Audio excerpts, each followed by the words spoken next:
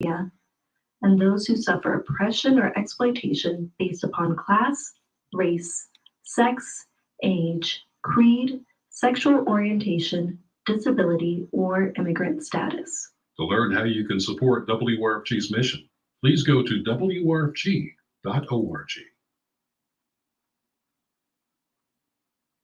WRFG operates on the frequency of 89.3 megahertz as authorized by the Federal Communications Commission. Opinions expressed on WRFG do not necessarily represent the opinions of Radio Free Georgia Broadcasting, Inc., its staff, or volunteers. This program contains language and/or information which may be strong for some listeners. Portions of this program are pre-recorded. Discretion is advised.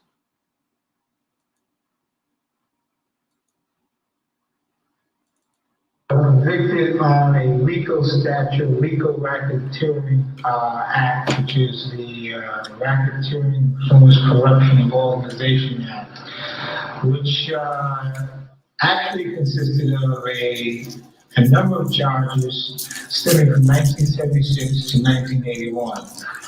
They indicate that they charged me with 6 Army truck robberies, deliberation of a cybership call, using illegally gained funds to finance camp for Black children in Mississippi, to send material aid to freedom fighters of Zaire, and to finance public mass organization work, and to put a acupuncture clinic in Harlem were part of the so-called enterprise I was accused of financing with illegally gained funds. And what were you convicted of? I was convicted of every single charge in the indictment, which consists of 9 charges. You mentioned some assistance to freedom fighters. Yes. Where? In Zimbabwe. Where's the nature of that crime? What is the criminal content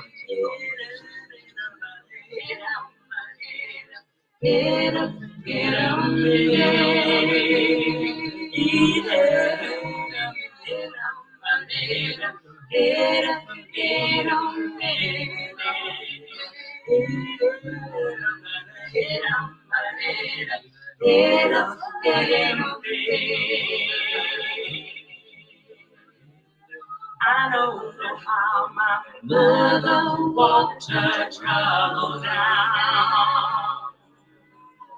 I don't know how my father stood his ground.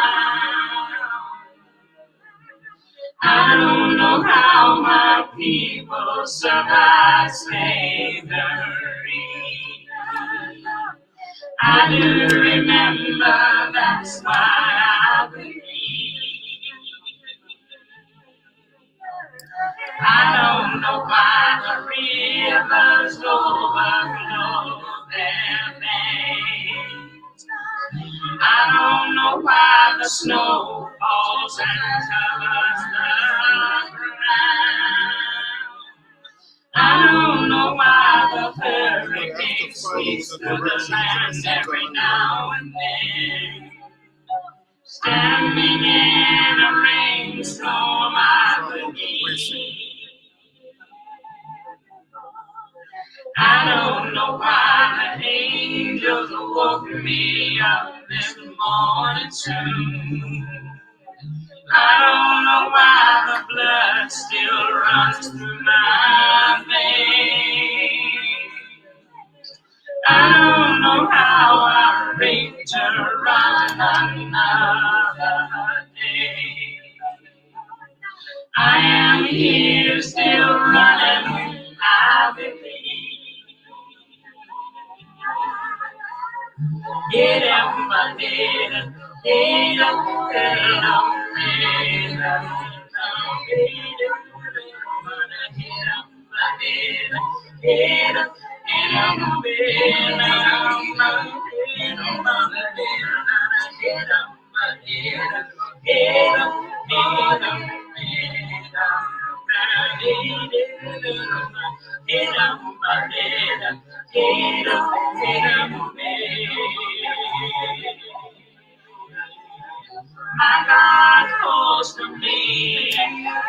the morning. Power of the universe knows my name. Gave me a song to sing and send me on my way. I raise my voice for justice, I believe.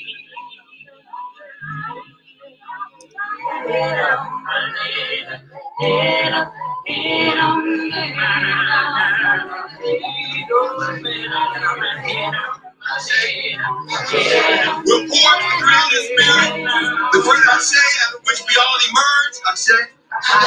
We pour to that creative spirit by whatever name we know it, whatever name you hold in your heart, your mind, whatever name your ancestors gave, whatever name you learned as a child, whatever name you believe it to be, whatever name you believe it to be in spirit or in science, Ashe. We pour to the first human beings who came into existence on this planet, the first human beings who raised the first structures, who cooked the first meals, who taught the first children, who had the first children, the first Africans, the first people, who stood upright, who walked, who figured out how to stay on this planet, who figured out how to pass that knowledge on to their children and their children's children, the mothers and fathers of civilization, Ashe.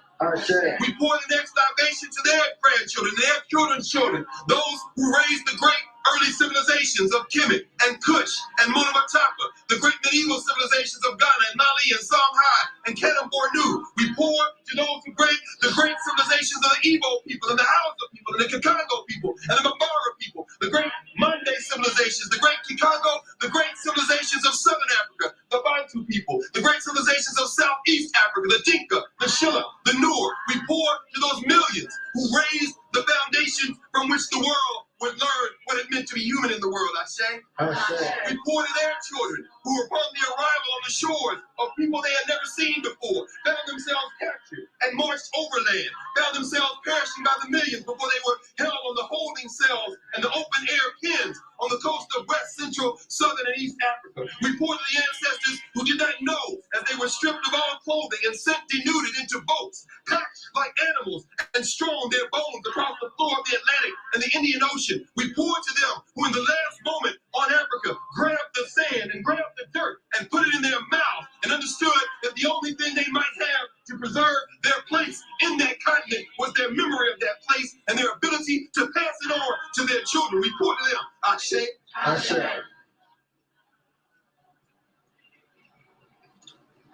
We pour to those Africans and their children who finding themselves cast adrift in Santiago, Cuba, who found themselves cast adrift in Porto, Spain, Trinidad, and Port-au-Prince, Haiti, who found themselves cast adrift in New Orleans and Charleston and Mobile, who found themselves cast adrift in Salvador, Bahia, who found themselves cast adrift in Barbados and the archipelago that formed the wayward and the windward coast. We found them in these places learning Portuguese and Spanish and French, whose often first words was, "Oh my God, oh Madre de Dios," who found themselves praying to survive and pass on to their children the memories. We pour to those ancestors who are represented in the thousands, buried in all the square miles of where we stand, and who sit here, buried before us in 400 caskets forged of wood from West Africa with Adinkra symbols. Each one of them, each woman, man, and child, symbolic of millions. The children of those who could not be killed, we pour, Ashe. We pour to their children who somehow survived the hells of enslavement and fought for emancipation in the Caribbean, the French, British, Dutch Caribbean, who fought for emancipation in South America, who fought for emancipation in Central America, who fought the struggles we refer to as the Civil War in the United States, who came out of that, marched out of enslavement through Reconstruction, and found themselves making great migrations, eventually ending up in places like New York. Their children's children, who making a way for themselves became our great-great-grandparents, our grandparents, our great-grandparents, our parents. Those who, when the first bones were discovered in this space, held their hands and said, "Stop, no more." We are here to speak for those who can no longer speak with their mouths. We pour for those ancestors, some of whom came to Howard University in 2004 and followed these caskets all the way back to New York. The ones ones whose names we know and the ones whose names we don't. And at this moment, as we pour this libation, I would ask anyone who feels comfortable to say the name of someone in your bloodline who's no longer physically here, but who you know made it possible for you to be here. Go ahead, let's hear the name.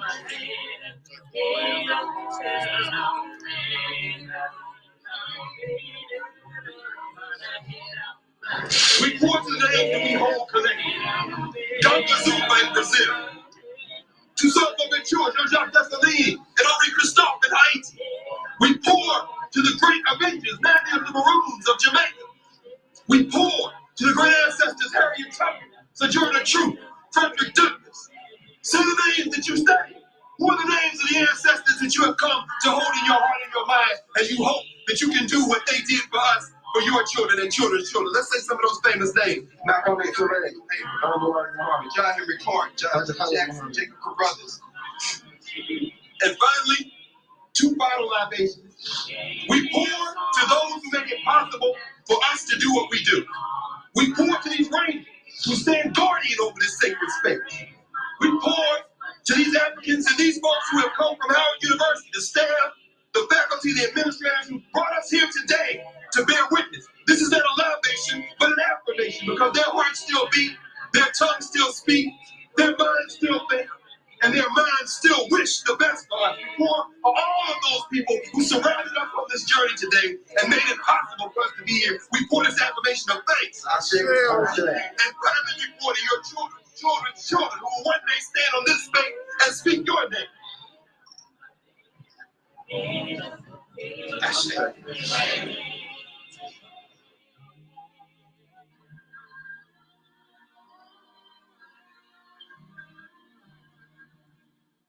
I'll be your shelter, I'll be your land, I'll be your everything, I'll be your friend, I'll be your water when you're thirsty and dry. I won't come on in a crowded, sick place, surrounded by evil, protected by grace. There were these hands, undressed, reaching for me. They knew exactly who and what I should be. Each way I turn, stronger than the land. Each way I turn, is what I choose. And how could I pass? When I would whisper,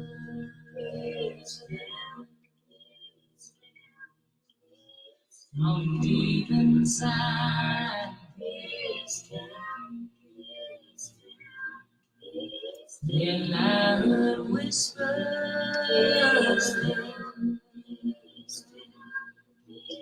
from deep inside.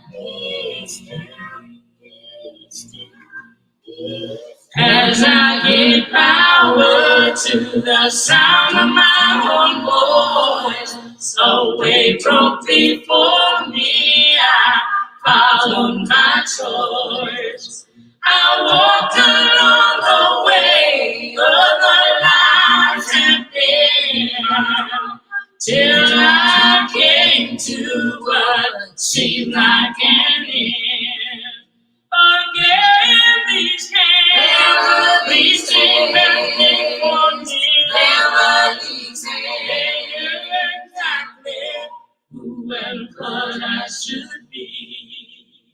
Again, the whisper.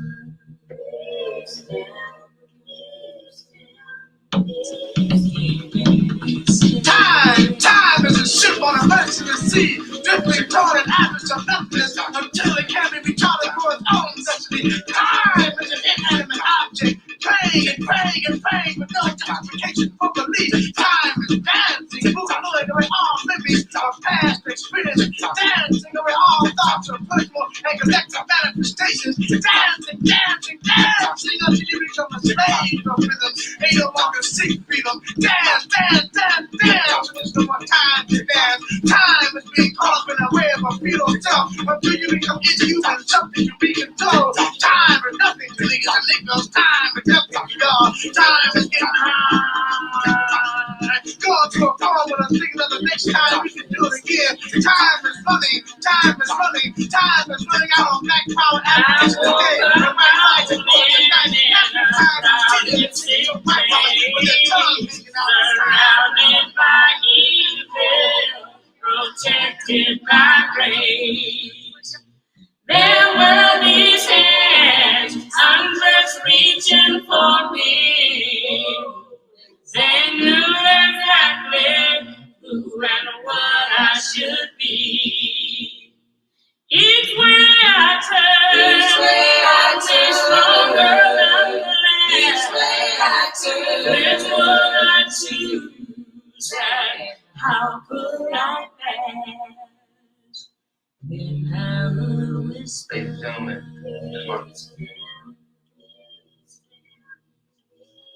On deep inside this town. Yes, boy, that whisper. Even mention of the whisper gives us goosebumps, you know. We know the whisper. We know it intimately. We greet you in the name of love. We're tuned in to the Ancestral Rock on your station for progressive information and handpicked quality music.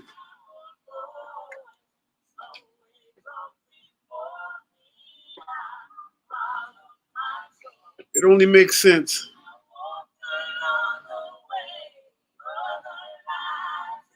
Those of you who are loyal listeners, of course, you know, like you say, if you know already. It only makes sense that we begin today's program with the music of Sweet Honey in the Rock.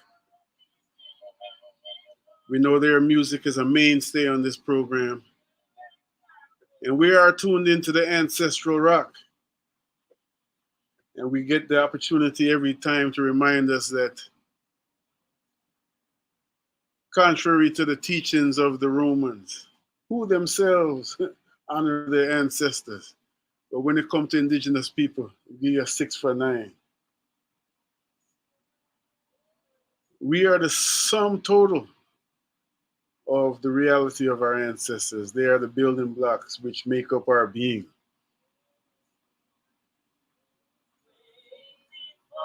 And now the so-called scientists have affirmed what our grandmama's been telling us all along. It just is what it is. So you tune into yourself.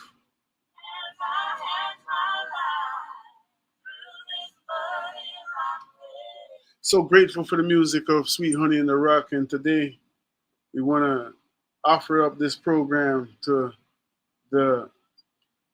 with the appreciation, I would say, of the legacy, the life, force, energy of Mama Bernice Johnson Reagan, who just made her transition.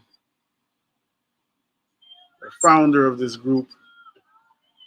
We've played her testimony before and may get to it today of how things came together when she formed this group. Her works definitely go before her. And we also want to lift up our sister, Ayanna Smith, whose birthday is today, who just made her transition a few days ago after giving birth to a beautiful new baby. So for the elder and the young elder, because now she's journeying to an elevated region, Bernice Johnson Reagan and our sister, Ayanna Smith, we send our love and appreciation for having come through this way and blessed us with your gifts of love, you know. Got some special guests lined up today. Have one of them with us right now.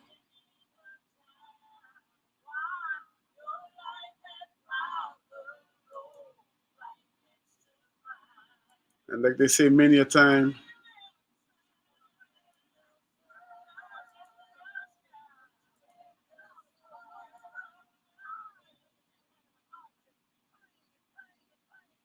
we're going to talk a little bit about time.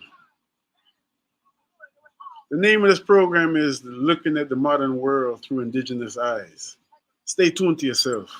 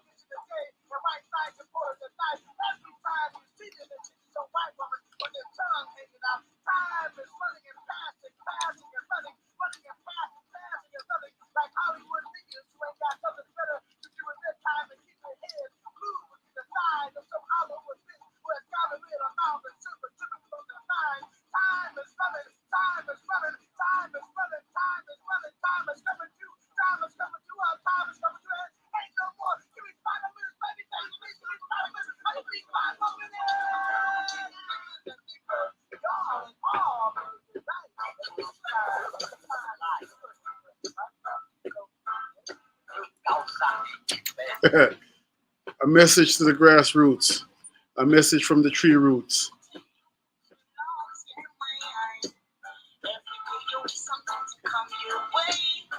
Yes, the Last Poets gave us Time from the album This Is Madness. And without any further ado, I want to welcome to the studio someone who's going to share with us another aspect of time. And again, those of y'all are loyal listeners. You may have heard bits and pieces of this information before. And we know that repetition is the mother of knowledge. So we're happy, blessed to welcome Neb Taharka to the radio, to WRFG Atlanta. Brother, can you hear me with me? I can hear you, brother, and I just am honored to be on here with you. So hold on 1 second, let me get this Am I right. being heard?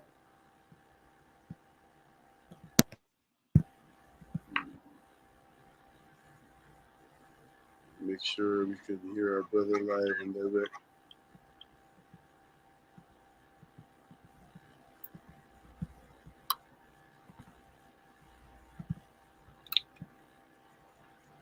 Brother, can you hear us now?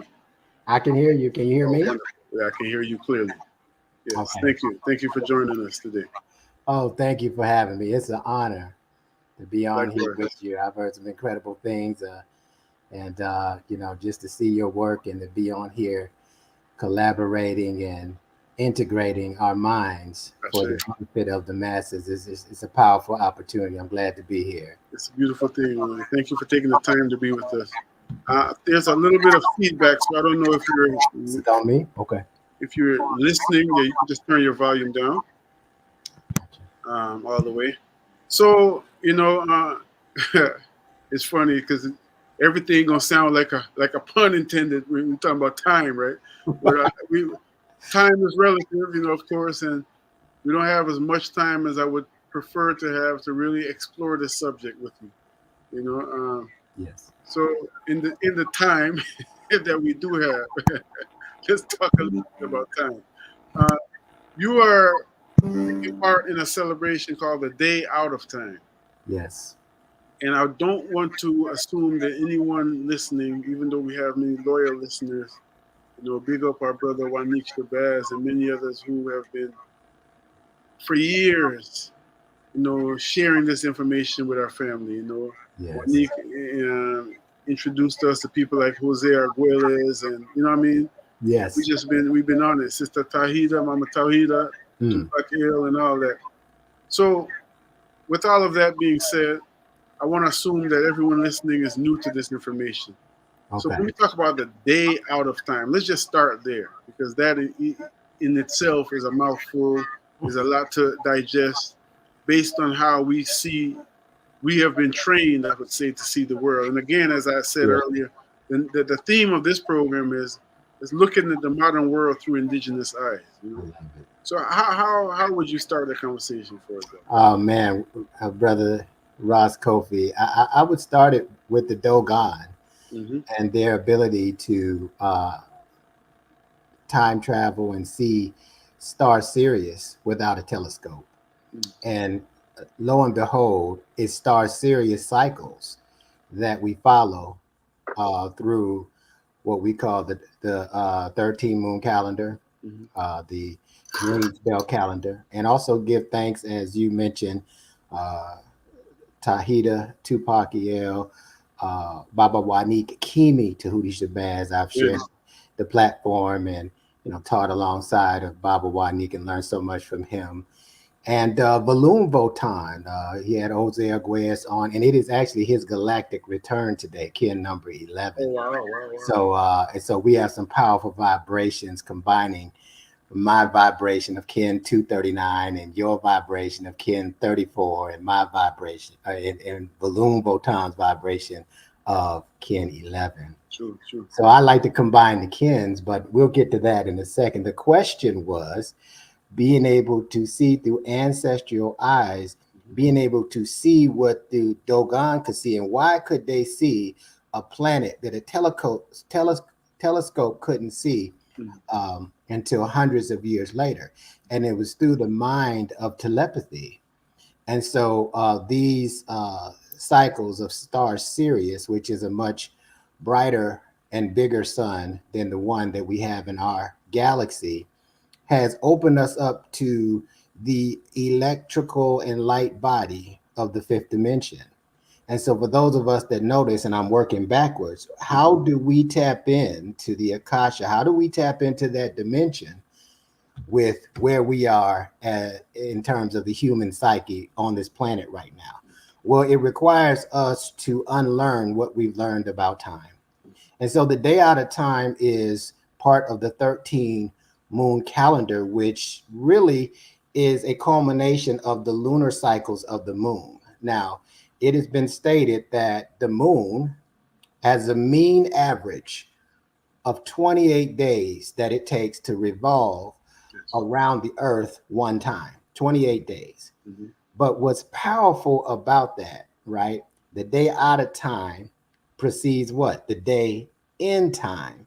And what happens in the day in time is this resets the female reproductive system, which the female menstruation cycles are supposed to, when normal, operate in 28-day cycles.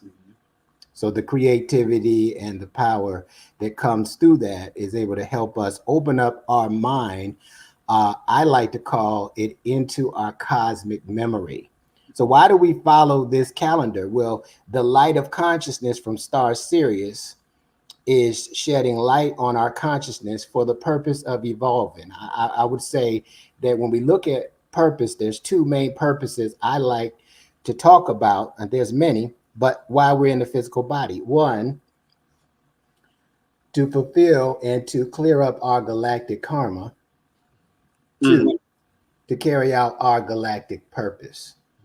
So I'm of the thought process, Brother Ross Kofi, that if we are galactic beings on the earth, we have a greater purpose than we know it. You mean we're here for more than just paying bills? And travel and fun. And so I want to slow it up just a little bit, because you said something profound that I want to ask you again in the spirit of bringing everyone with us. You said we have to unlearn what we've learned about time. And I know that could be a whole lecture in itself. That could be a book. Yes. Give us the condensed version. Give us some bullet points, if you will. Absolutely. What we have learned about time that we will now wrap our mind around unlearning. Well, we think that time is a calendar and a clock, and we're operating in the time is money paradigm, which is fuels capitalism. Okay, and so that's key, because what we don't know is the paradigm of time that we operate from. It helps artificial intelligence evolve, but I haven't seen the human consciousness evolve much, because if we're dependent on artificial intelligence, then we're not using the faculties that have atrophied, that we may be able to tap into, that the indigenous eyes has tried to show us. Yes, sir. So we got to unlearn that. We there's a use for that, but it's only a small percentage of what we're doing to clear up our karma. The karma is to clear up and to correct artificial time and move into natural time, which is dealing with absolute intelligence, not artificial. So we got a decision to make, because we are shifting, whether we know it or not, from the information age into the telepathic age of our experience. Just like we were shifting from the industrial age of our experience into the information age, there was some different requirements. So we have to unlearn industrial age concepts that are trying to be used in the information age to advance ourselves alongside of technology and what they have, what we have to deal with in the matrix. And we need to unlearn information age concept if we're going to thrive as a collective in the telepathic age. All right. So that takes us into this whole day out of time, which really is a gap. It's a day that everything resets itself according to these cycles of star Sirius.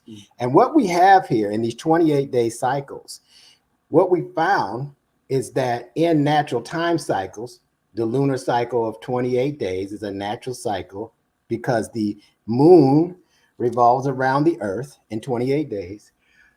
That if we multiply 13, this is how we got the 13 moons, times 28, we get 364 days, or sometimes we refer to that as plasmas for schematics, or we want to talk from an energetic perspective, not a days, and we're in a days, and we're that type of thing. So that leaves 1 day left, right? Because it's 306. The solar cycle is 365 days that it takes the Earth to rotate around the sun. And so therefore, 364 plus 1 day at a time matches the cycle. And the beauty of it, watch this, is key, is that this 1 day helps to synchronize the solar cycle with the lunar cycles of the moon. Now we know that the moon happens to reflect the light of the sun onto the earth. So there's when we're fluctuating from the visual spectrum of light and the visual spectrum when light doesn't seem to be existing from the sun, but it's just on the other side of the earth. So we're in a powerful position at that point to allow that light that's being reflected from the sun in these 28-day cycles and the light from star Sirius to be able to inform our mind from a fifth dimensional perspective to help us tap into some of the dimensions that we haven't used since ancient eyes. So we're in a powerful position now if we follow these cycles. So what we teach at our school, we have a school called the Synchronistic Human School of Enlightenment that is sponsoring the Day Out of Time this year. And what we focus on, one, cosmic cycles. We talked about that. Two, cosmic anatomy, how the cosmos connects to our body. If we can't find the cycles in the body, then we need to question, does it really exist in its absolute formation? And cosmic science, how everything works with the mind and everything that exists in the cosmos. And then cosmic memory. Now, the thing that I'm so intrigued about and that I love to discuss, and I can't wait, I hope we get a chance to speak more when we have more time. There it is again. But let me tell you, what's interesting is that I've been doing a lot of studies, and I have found that scientists say that we have over 100 million years of memory stored in our brain. Now, Brother Ross Kofi, what could that be used for? Why are we carrying around so much memory when other calculations show, because of our dependency on artificial intelligence, we probably are not using 100 of the 100 million years, not 1/1,000,000th of our potential. Not even that.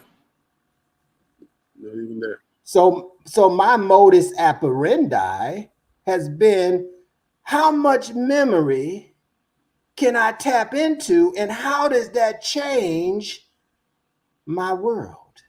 Real talk. You know, we just played "Sweet Honey in the Rock." I The was song I remember, I believe. You know.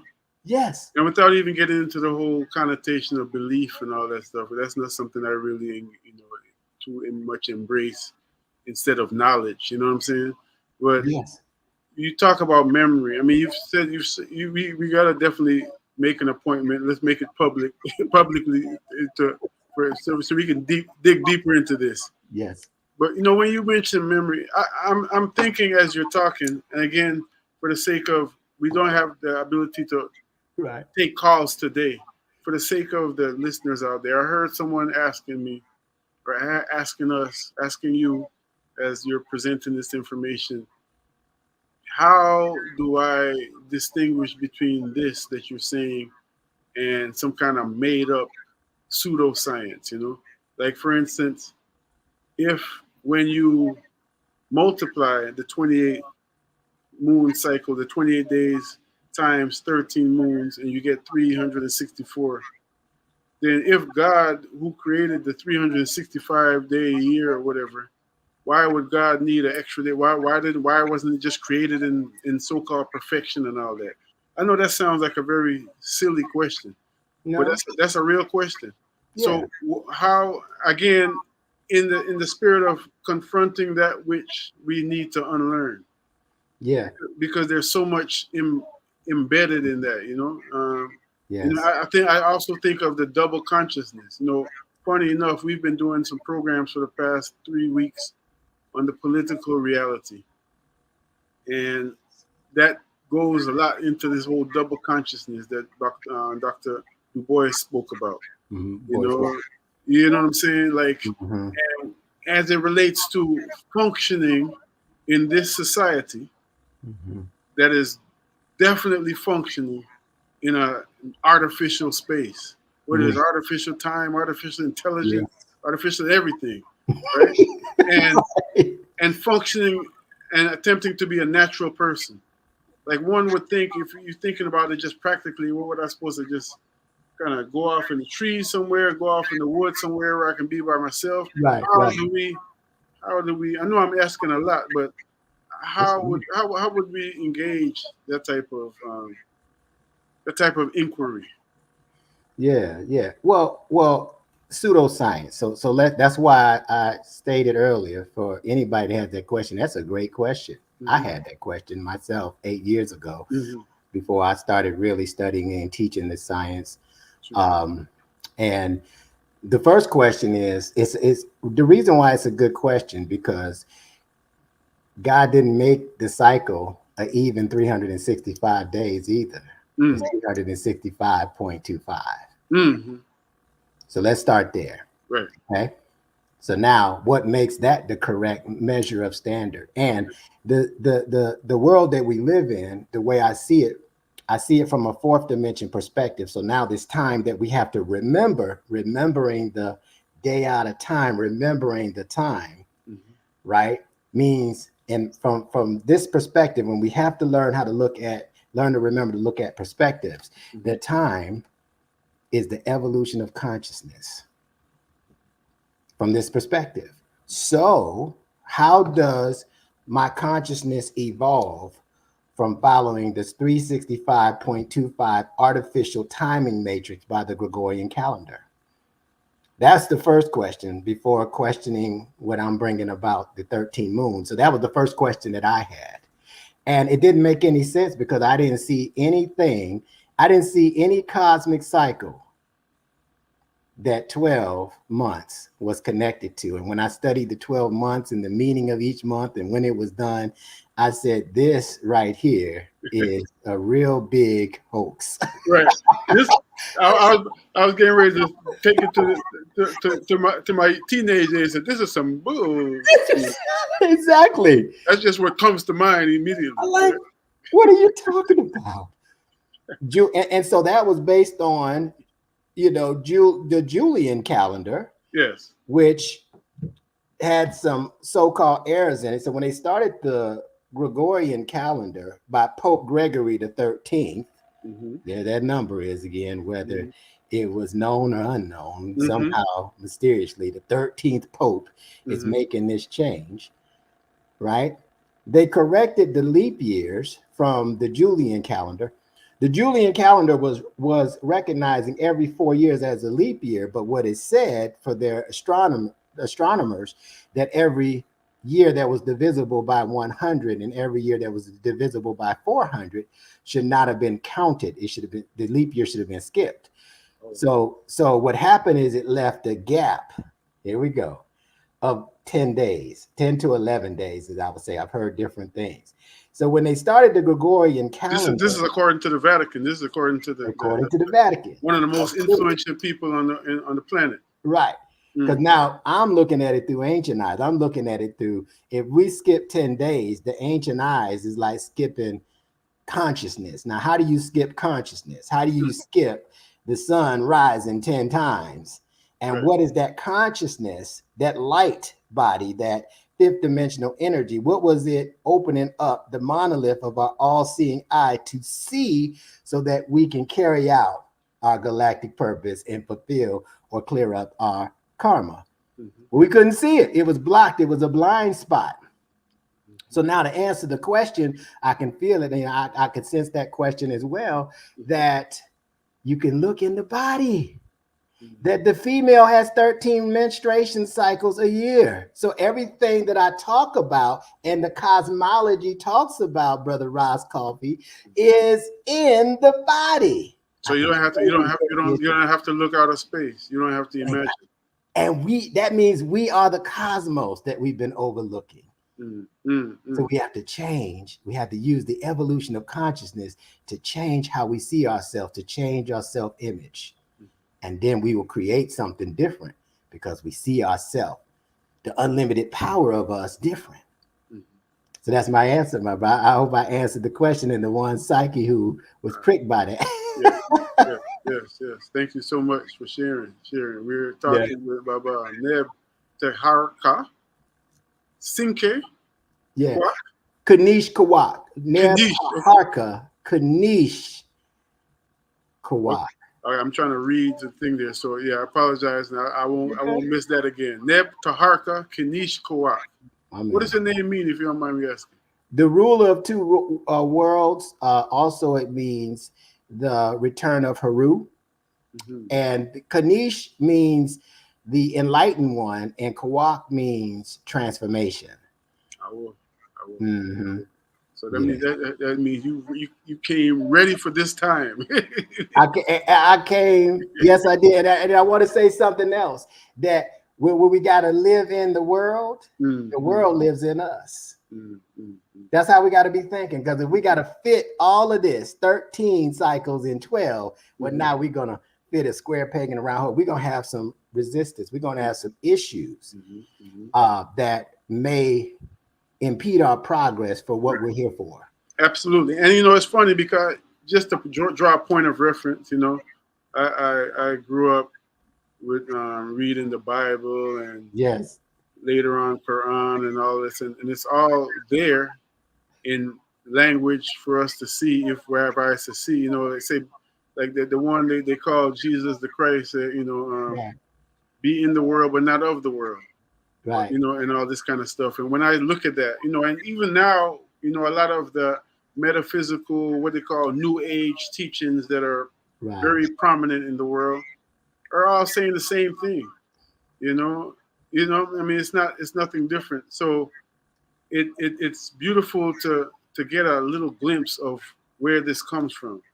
As I always say, if I know about orange juice, fresh squeezed orange juice, I no longer need to drink the high C. The high C just became the low C. The low. You know what I'm saying? And we ain't trying to give no advertisement to none of these capitalists, but you know what I'm saying? That's just a point of reference. Absolutely. So just because of the time that we have allotted to us today, I want to ask you to give us some information about this celebration that's taking place this year. Absolutely. I've been very honored to participate in some of them in previous years and really looking forward. Even the synchronicity, as Rastafari, one of the most significant days of the year is July 23rd, which is the birthday of His Imperial Majesty. And then by digging deeper, we started learning about how this connects with Sirius rising and this, that, and the third. You know, it's just the synchronicity of the ancient systems. And I'm not talking about religion, just to be very clear with everyone. You know, because some people hear names and hear concepts and they just immediately go to a pigeonhole in terms of religion. We're talking about indigenous life. We're talking about universal order. You know, we're talking about universal. We're talking about the same reason that the Prophet Muhammad was told as a person who could not read to read creation. Yes. This is what we're talking about. So give us, Brother Neptaharka, please give us some information about this upcoming gathering. So this gathering is going to be on July 25th from 12 p.m. to 6 p.m. And it's going to be at Cohen Park in Atlanta, Georgia. So the address is Cohen Park Pavilion, 1563 Hosea L. Williams Drive, Northeast. And that's Atlanta, Georgia, 30317. Okay. I'll say it one more time just in case I know it's a lot that we unpacking. So it's Cohen Park Pavilion, and that's 1563 Hosea L. Williams Drive, Northeast, Atlanta, Georgia, 30317. That's the day out of time on July the 25th. And, you know, we can't make this up even if we try. You know, Hosea Williams, we're talking about what we've been talking about for the past few weeks here. One of the realists, you know. Yes. One of the realists. And, you know, Cohen Park, Samuel Cohen is the wife of my great uncle, the first wife of my great uncle, Dr. Josephus Roosevelt Cohen, you know. So even just in terms of how this personally resonates with me, and when you talk about memory, when you talk about the cycles of life, this whole concept of us being 6 degrees of separation, that's probably some folks deep down in, you know, the middle of the earth somewhere, and people in Antarctica. Most of us ain't even so-called separated by a half a degree in terms of our life, our truth, our reality, our journey, you know. So very grateful for you coming through, even for this short amount of time, with a beautiful reminder, you know, something that I feel will compel us to dig a little deeper. Now, I want to ask you before we let you go, in terms of where we can study, we can avail ourselves of some more of this information. Yes. You definitely can search our website at www.synchronistichuman.com. I think I should spell that out, brother. Please do. SYNCHRONO, or sorry, let me start that over. SYNCHRONISTIC, synchronistic, and then it has human, and human is spelled different, family. It's not HUMAN, it's HUEMAN, synchronistichuman.com. And you can go there and you can see some of the things, the activities that we have there to kind of see what resonates with you. You could definitely email me. Let me leave my email address as well, and a phone number that you can call to inquire. Because let's think about it. Let's think about it. If we put the energy into our own memory that we put into our iPhone's memory, Google's memory, YouTube, TikTok, IG memory, they might access some of that knowledge and that was seen through indigenous eyes, that ancient technology from absolute intelligence that supersedes anything that artificial intelligence can tap into. Talk about it. Yeah. What's the email address? It's Nebtaharka, NEBTEHARKA @synchronistichuman.com. And the number you can call to inquire, we may or may not be able to answer, but we're getting a flood of calls now about this event, 404-548-8255. 8748. May I say one quick thing about Hosea Williams when Please you do. asked me that question? Please do. Jose Williams, well, what we do is we deal with the 260 expressions of the Creator through the Zolkin calendar. It's how we get our kin numbers, family.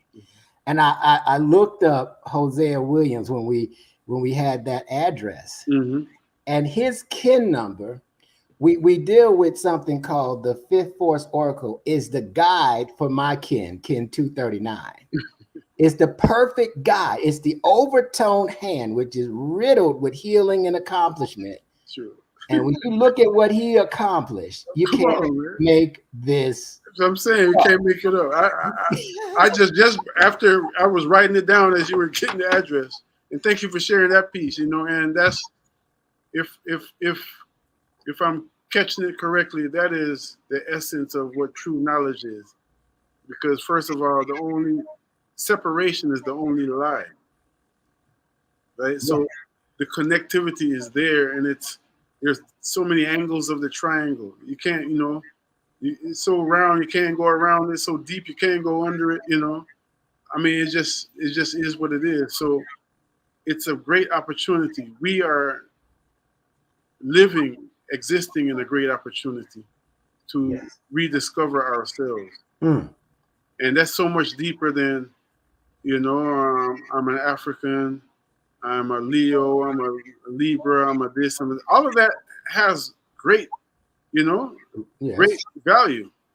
It just continues to go. That's just the gateway, Yeah.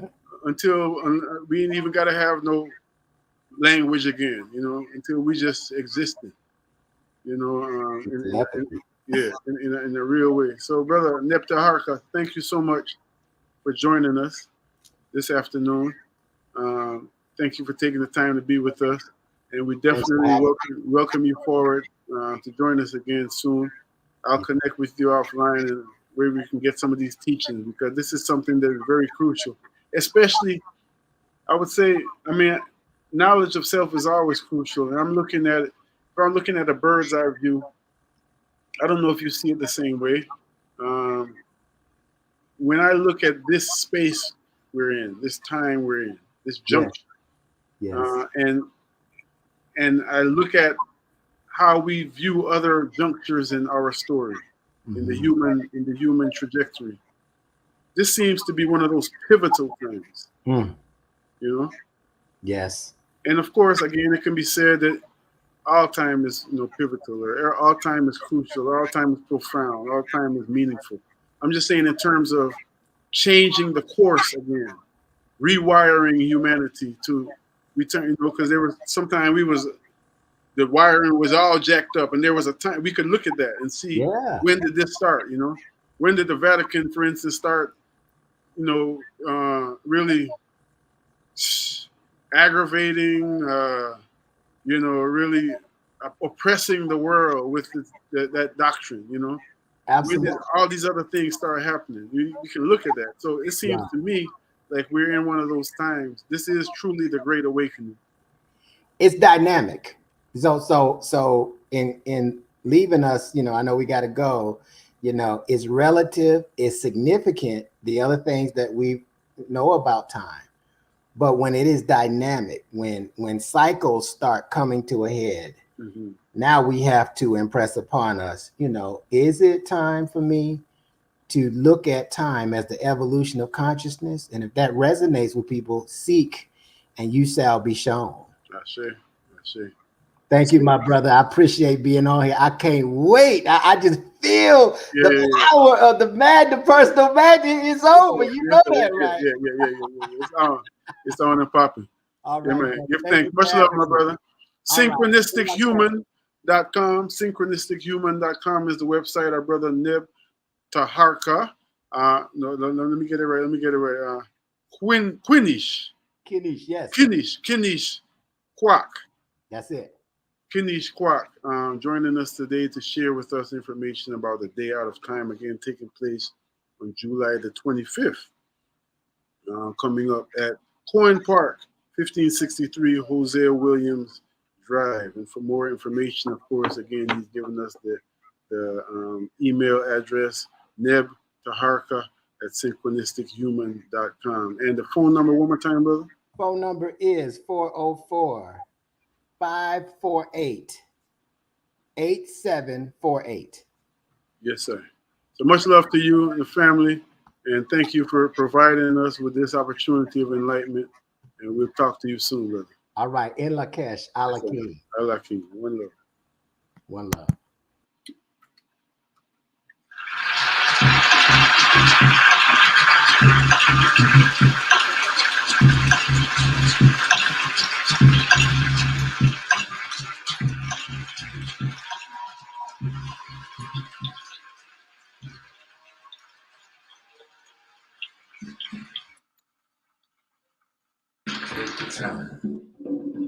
Take your time. Take your time. At ease. Take your time. At ease with the source. Take your time. I revel in the silent song of the breeze.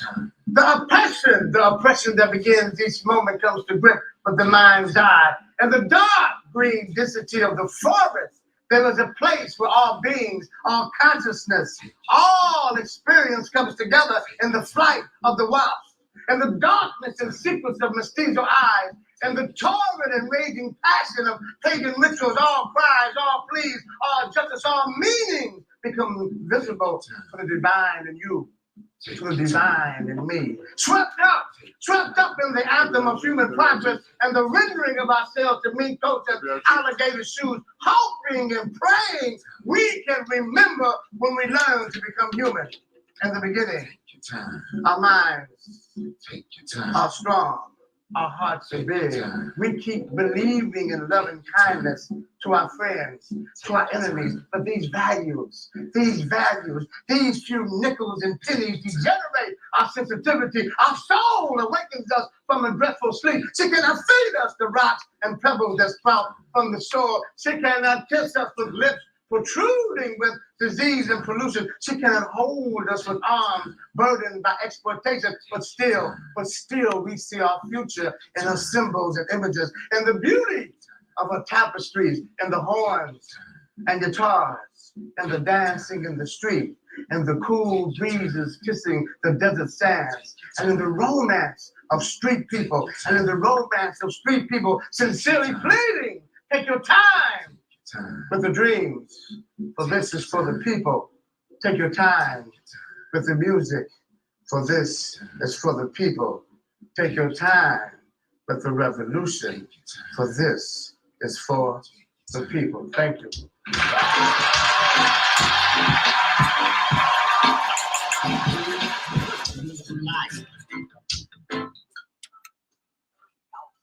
Yes, I. A word to the wise should be sufficient. Every day you wish something to come your way, and it don't come so easily. Nothing never done before the time.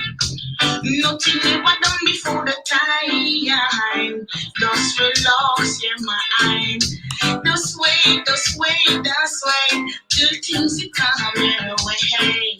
Till things to come your way. Alright.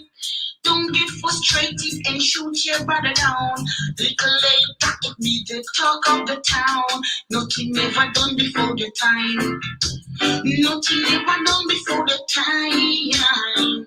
Just relax your mind. This way. It's WRFG Atlanta, 89.3 on the FM dial. You're tuned to your station for progressive information and handpicked quality music. This is the Ancestral Rock. Because if ever we seem tall, it's because we stand on the shoulders of giants, y'all.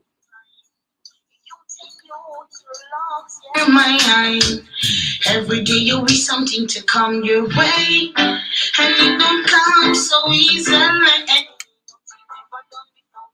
Of course,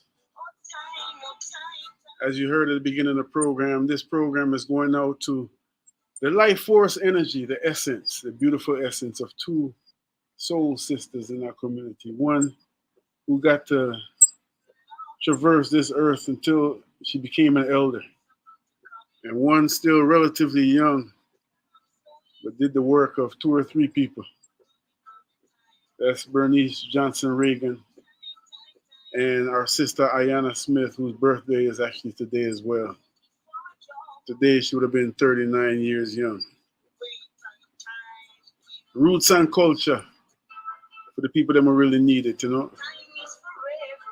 The man called White Mice say, everyone, I say, nothing never done before the time. Nothing you will long tear my eye. Every day you be something to come your way, and it don't come so easily. Nothing ever done before the time. Hot time, longer than roll. Don't take it for a joke. I say, wait on time, give me time. And time is for everyone. Time is for everyone. Hey, nothing never done before the time. The youth and youth will lost your mind. Nothing never done before the time. Nothing never done before the time. do remember we're here until the 4 o'clock hour with the best in reggae music, roots music from around the world.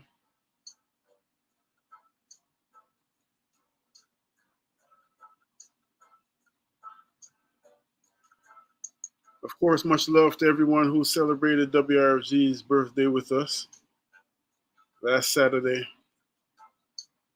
and who continues to celebrate WRFG's existence through your participation. We know it's not a spectacle. We're now up here doing a show. Community radio. Yes, indeed.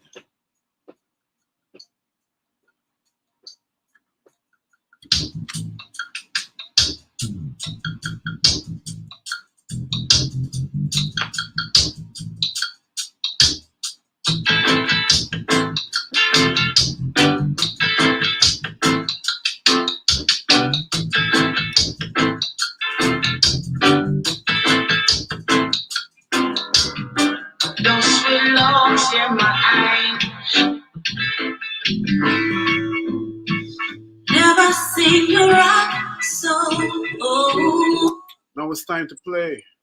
Now it's time to play. You move me like the wind blows. As night becomes a day. I know you want to go slow, where I don't know. Rockin' is the true road. Hear me when I say, just say, hit me like a drum. Play cards and I will strum. Sing out and I will come. Oh, reggae, you're the one. Once you tried to leave me, said I was on my own. Music won't deceive me, no. I won't be alone. I know you want to go slow, where I don't know. But rockin' is the true road. Hear me when I say, you hit me like a drum. Play chords and I will strum. Sing out and I will come.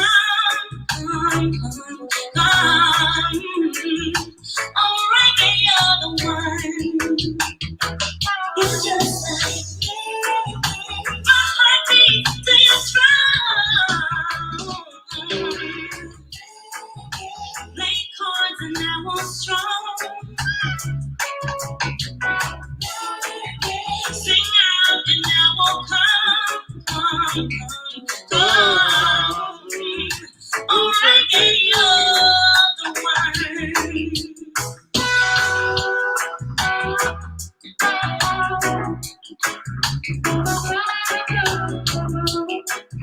Oh yeah, yeah,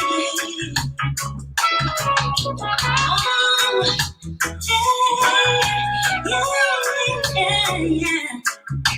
Lonely.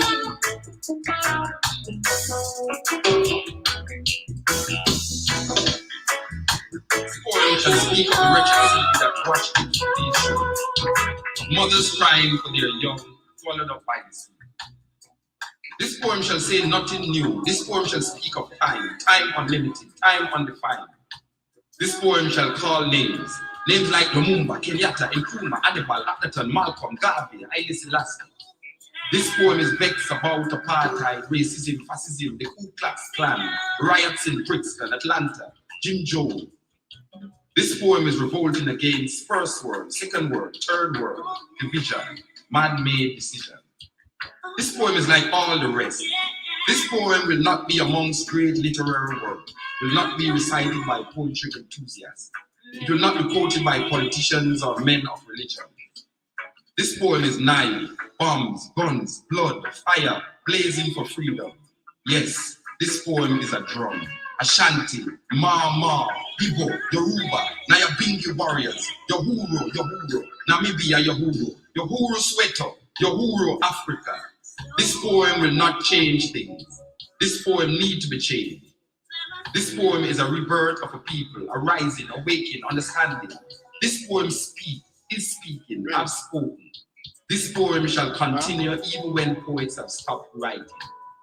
This poem shall survive you, me. It shall linger in history, in your mind, in time, forever. This poem is time, only time will tell. This poem is still not written. This poem has no point. This poem is just a part of the story. His story, her story, our story. The story is still untold. This poem is now ringing, talking, irritating, making you want to stop it. But this poem will not stop. This poem is long, cannot be short.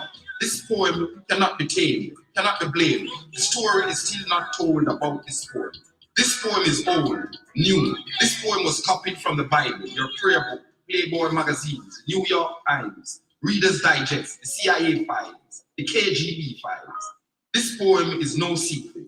This poem shall be called boring, stupid, senseless. This poem is watching you trying to make sense from this poem. This poem is messing up your brains, making you want to stop listening to this poem. But you shall not stop listening to this poem. You need to know what will be said next in this poem. This poem shall disappoint you because this poem is to be continued in your mind, in your mind, in your mind.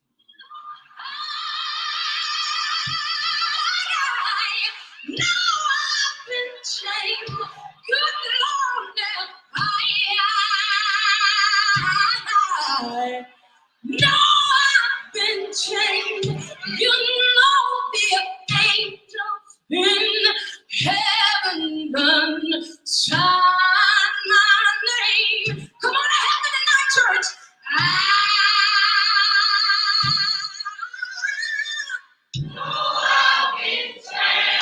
You know that no, I know I've been changed.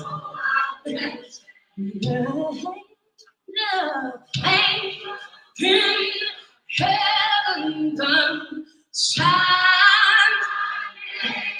Why you don't believe everything?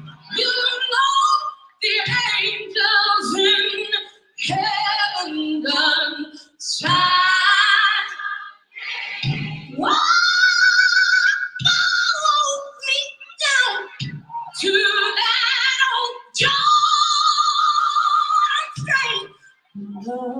Hey, hey,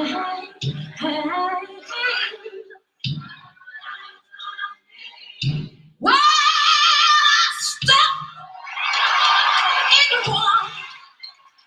And the water was cold. You know the angel in heaven there done shine my name.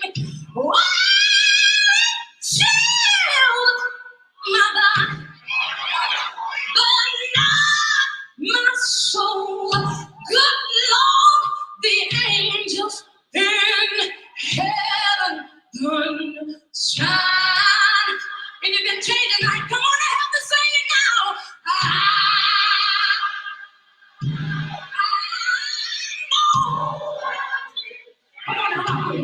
You know that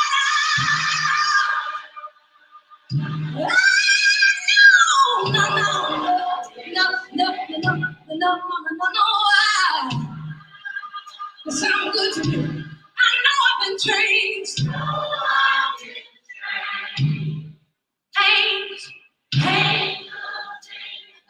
Heaven. Listen, somebody walked up to me and asked me a question one day. They said, girlfriend, how in the world can a brown cow eating green grass go turn around and give us some white milk? I said, well, I don't know about that one. But one thing that I do know that just as mentioned, Leonard was just mentioning ancestors, sometimes people have trouble in various religions dealing with ancestors. And so I just wanted to say briefly that all peoples of the world have always dealt with their ancestry. And so we should not be asked to be different.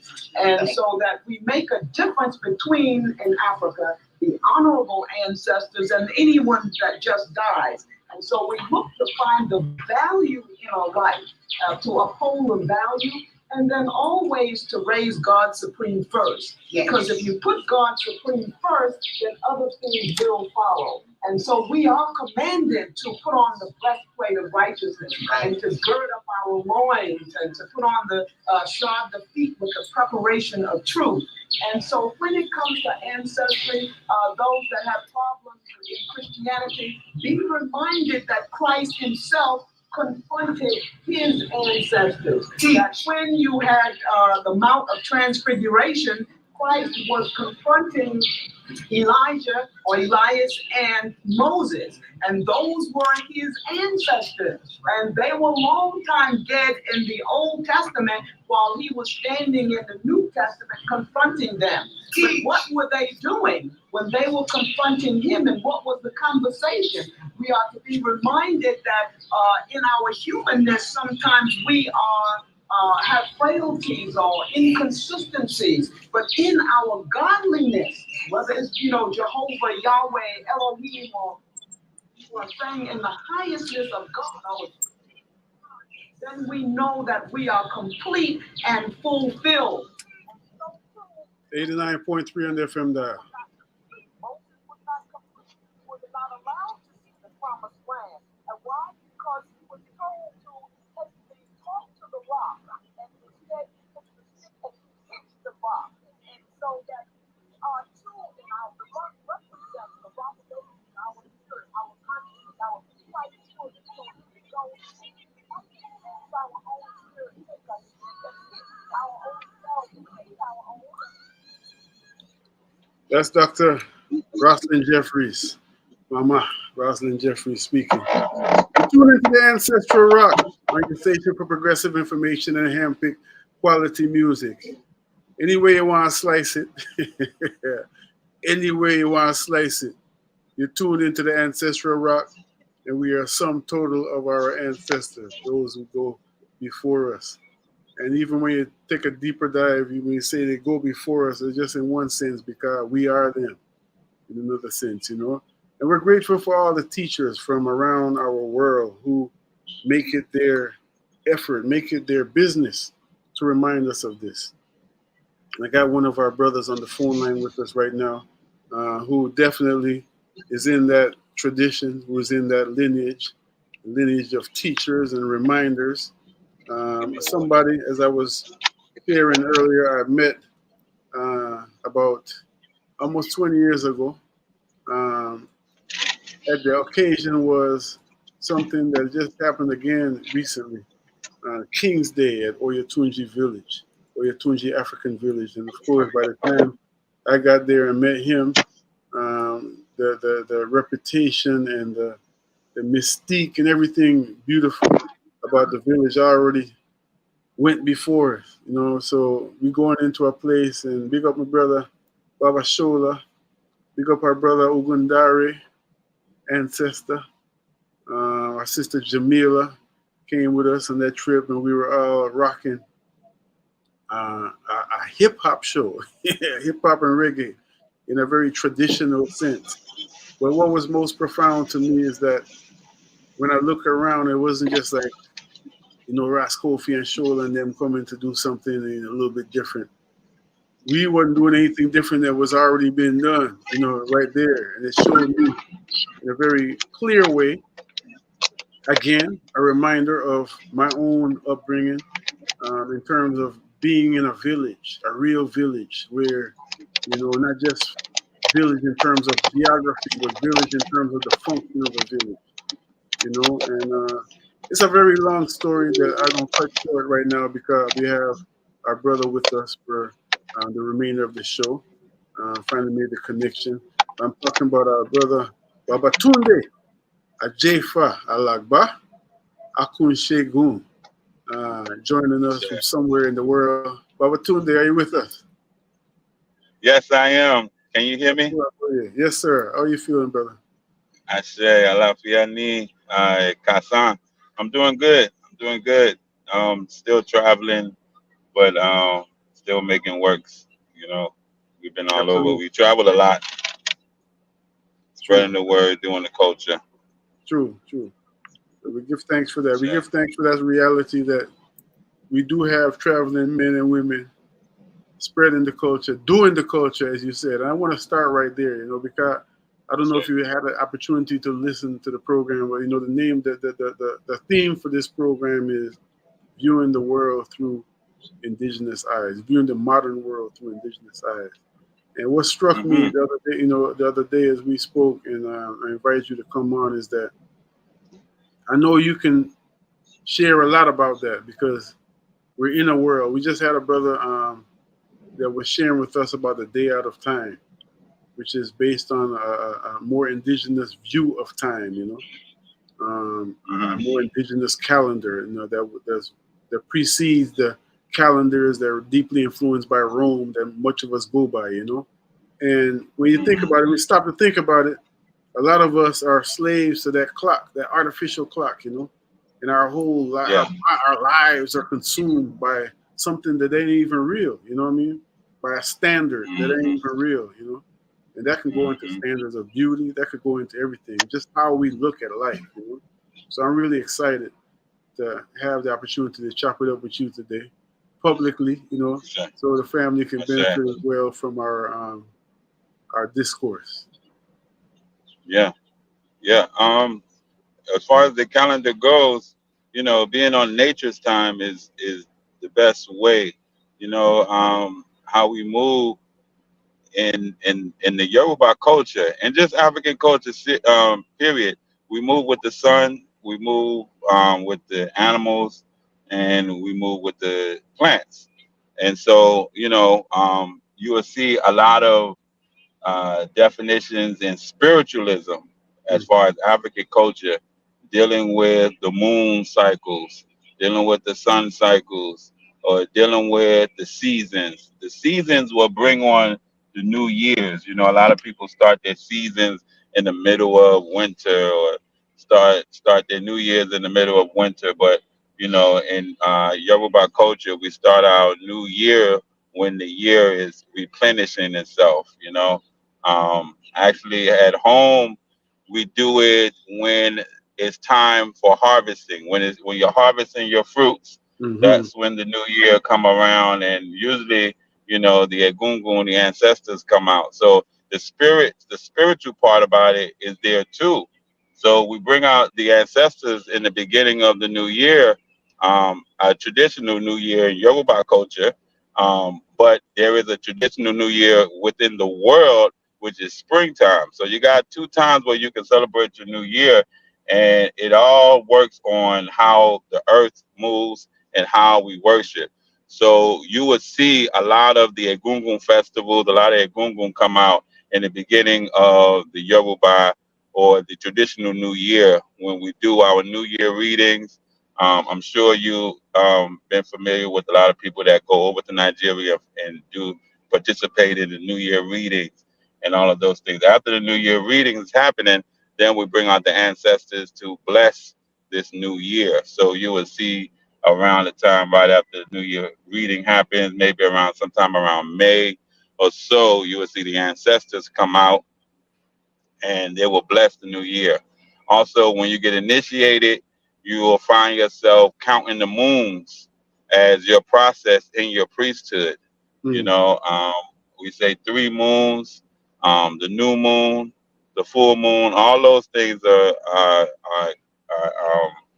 calculated in our time of the years. And so we go by different times of the years spiritually and physically. But, you know, in African culture, it was no difference between physical and spiritual. You know, everything was in one. You know, the culture was lived off of how the spirits work with us or how nature works with us. So the culture is, you know, you greet each other at a certain time depending on the elements of the day. You know, we know late night, we have things that we do late night because those late night spirits like the Iyami and all of those other spirits are walking during that time. So you move a certain time. So everything is depicted and everything goes together when it comes to time, you know, when it comes to our calendar. You know, not to get off subject, but the Mayan calendar is very spiritual. A lot of people try to take it in and make it, you know, more of a physical calendar, but there are spiritual elements of that that is calculated within that calendar that you won't see, you know, and that's where a lot of people are lost because they like, I don't see that planet. Well, some planets you can't see. You know, some planets are not made of, you know, they're made of gases, but they're not made of the physical things that we want to see, you know, as human beings. So, they have different you know, density. different dens, yes. So you have to step out of that. You know, you got to think in the beginning, everybody was connected to the spiritual and physical, but now we got a lot of just, real physical traits that we living off of, and it's imbalancing our spiritual traits. And so you will see people, you know, even things like skin cancer and all those type of things, because you're moving at a wrong time. You got different eczemas that come out because you're moving at a different time.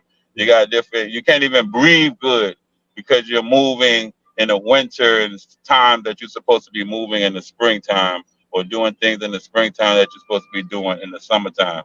So all of that goes together. In Oyutunji, when we have our festivals, it's also a calendar. We don't just have a Batala festival at any time. We don't just have Shango festival at any time. You know, a lot of people do it on their birthday, which is fine because that's when you got your Orisha. But in the town, Orishas are celebrated in their spiritual time, when their planets are aligned, when their energy are aligned, when we are in the flow of that Orisha, then you will see the Oshun festival come. Then you will see the Ogun festival. Then you will see the Obatala come, when our lifestyle are in line with Obatala, and Obatala is shining upon us, and we can celebrate him better. So when you see the festivals in Oyutunji, you won't see them. The reason they are at a certain time, and a lot of people want to change them around because they don't fit with their work schedule and things like that. It's because it's the alignment. It's the alignment of the sun and the time that these Orisha are really working with us. So We're tuned everything goes off the spirit. Rock. And as you can see, we have a brother with us this afternoon who's a very knowledgeable, very high energy. And again, I think after I saw you, met you that time, I haven't seen you for almost 19 years until the other day. And Yeah, not physically to talk, you know, not maybe. physically. Yeah, not physically, but we've been seeing crossing paths, and I've been watching your podcast for a minute, so I've been Give watching thanks. your growth and development. I say, Give thanks. I do pray. So we're tuned to Babatunde, and I want to ask you just as a beginning, because we want to go all the way back to the beginning, as much as we Uh-huh. can, and just deal with some fundamentals, you know. Yes, sir. One thing I remember, I want to ask you what your name means, first of all, but before I forget, also after you tell us about your name, because names, as we share a lot on here, have profound meaning about a person's being, a person's destiny, their work on this planet, and all that. But beyond that, Hmm.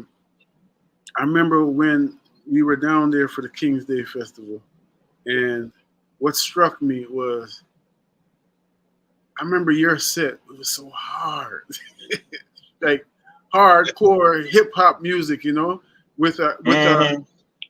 from an African perspective, for real, you know. It would remind me of like the Yes. Jungle Brothers and all them kind of them classic groups from the golden, what they call the golden age, you know.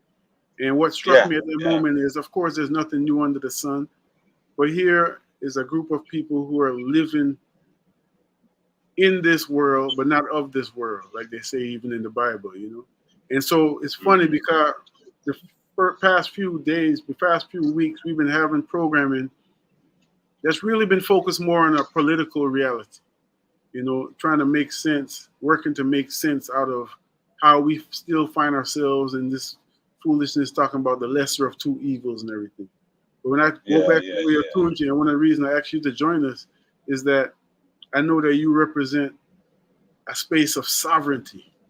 You know, I say. Oyutunji Village is often made mention of in Pan Africanist circles, and you know, and we just reason about what could be done, and when you know, sometimes, often, sadly, it's an occasion when somebody else got killed by the cops, and everybody's in a point of rage and saying like, we got to do Yeah. something different, you know, and then they will make Yeah. mention Yeah. of the Yeah. elders, you know. So let's go back. First of all, what does your name mean, Baba? What is the meaning of your name?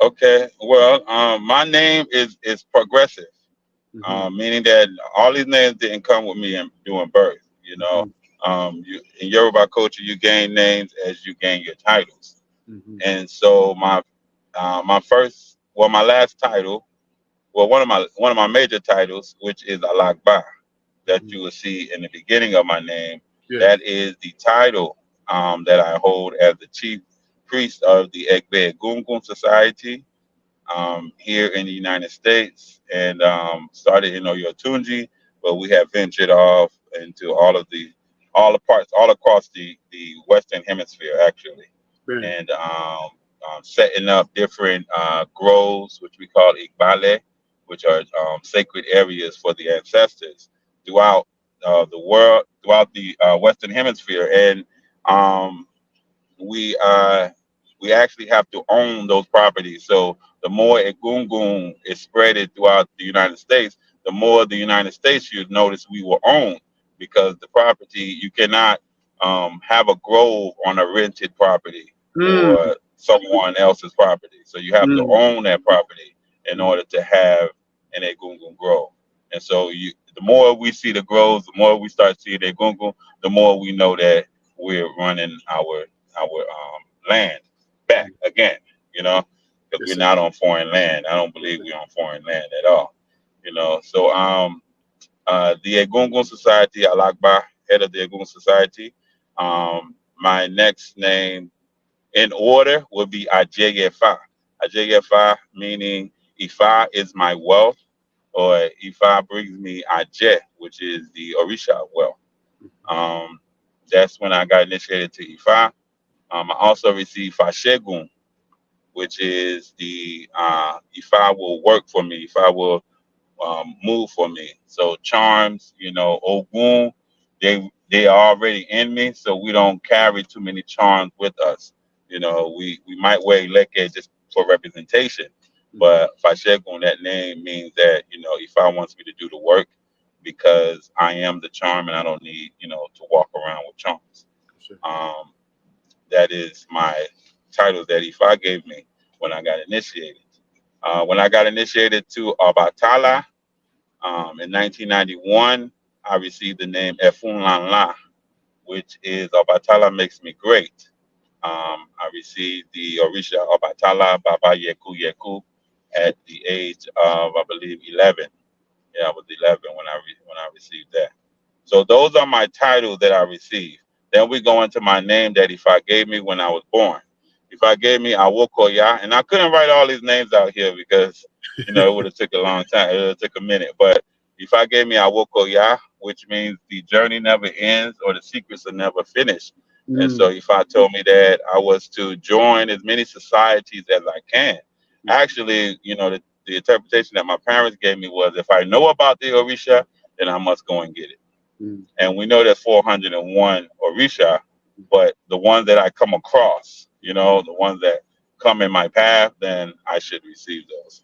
Awokoya, Babatunde means that a father returns. We believe in reincarnation in Yoruba culture. So if I said that I am the reincarnation of my grandfather on my mother's side, who passed maybe a year before I was born. So everybody know me as Babatunde because we always want to call on that spirit. Not to cut you, but as you sharing that, one big peal of thunder just lit over the radio station, Little 5 Points, as you mentioned Babatunde. Keep going. Babatunde, that's Clarite Senior. That's my grandfather, Clarite Senior. He walks with me. He's always looking out for me. And so we walk with Clarite Senior. That's my mother's father. So that's why they call me Babatunde.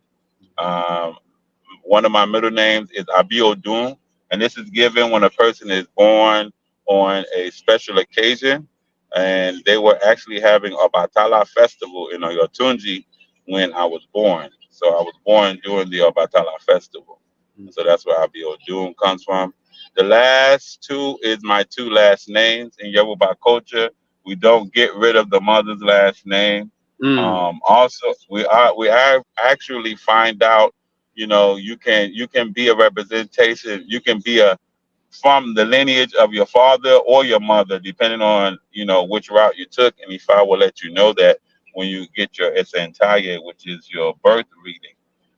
Once you get your birth reading, you'll find out which side of the mother or father side that sent you here. You're still from both, but it's one strain that you will come down. And that strain is the strain that you will go back up to connect to the rest of your ancestors. And that was my mother's side, the Akinsegun. Akinsegun is an honorable name for the clan of the warriors that work and spiritual. I guess you can say Dr. Warrior, warriors that work and do spiritual things, not just only fight, and the Oyewole is a very honorable high chieftaincy name for my father's family. Both are Edo people from Benin City and the area of that area. The Oyewole honor has come to the house, and so that reminds us that we are to move as chiefs and as honorable people, and to make sure we stay in those honorable societies.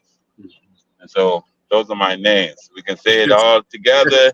It goes Alagba Ajeyfa Fashegun Efunlanla Babatunde Abiodun Oyewole Akinsegun. Very beautiful. Thank you for taking the time. And I know you've experienced it. That's where I want to go in this conversation in terms of your upbringing, not just all the details of your upbringing, but more like the perspective. Again, looking at the fact that you can sit here and say that you truly represent a sovereign society in the midst of a crumbling world where many of our people are attempting to find our roots, and not just find our roots in terms of like, where do we come from? You know, most of us now, we can all say we African, right? That's chic now. Yeah. But more like where to plant our roots. And, where to replant our, how do we live in community? How do we be community? You know, Dr. Martin Luther King, before he was assassinated, talked a lot about the beloved community and all this. You know, what does this look like in practical terms, you know? But like before, but it's funny because as you mentioned all your names, we used to get clowned for all having them long names. They'll put a quick. You try to explain your name in class, and somebody go wooda wooda wooda. But that's what you was talking about when we say sovereign nation, because I didn't have to go through that much. You know how when you raise your hand up and you say your name, by the time I got to doing that, I was already in college. Right. And in college, you better act right. We mature now in college, so you don't get to pass too much.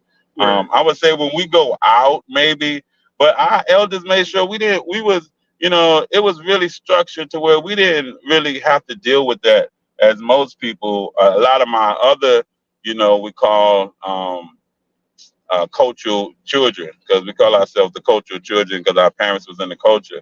But a lot of my friends that was outside of the village that was in the culture went through that, but we didn't go through that. One main reason we didn't go through that is because we went to we had our own school.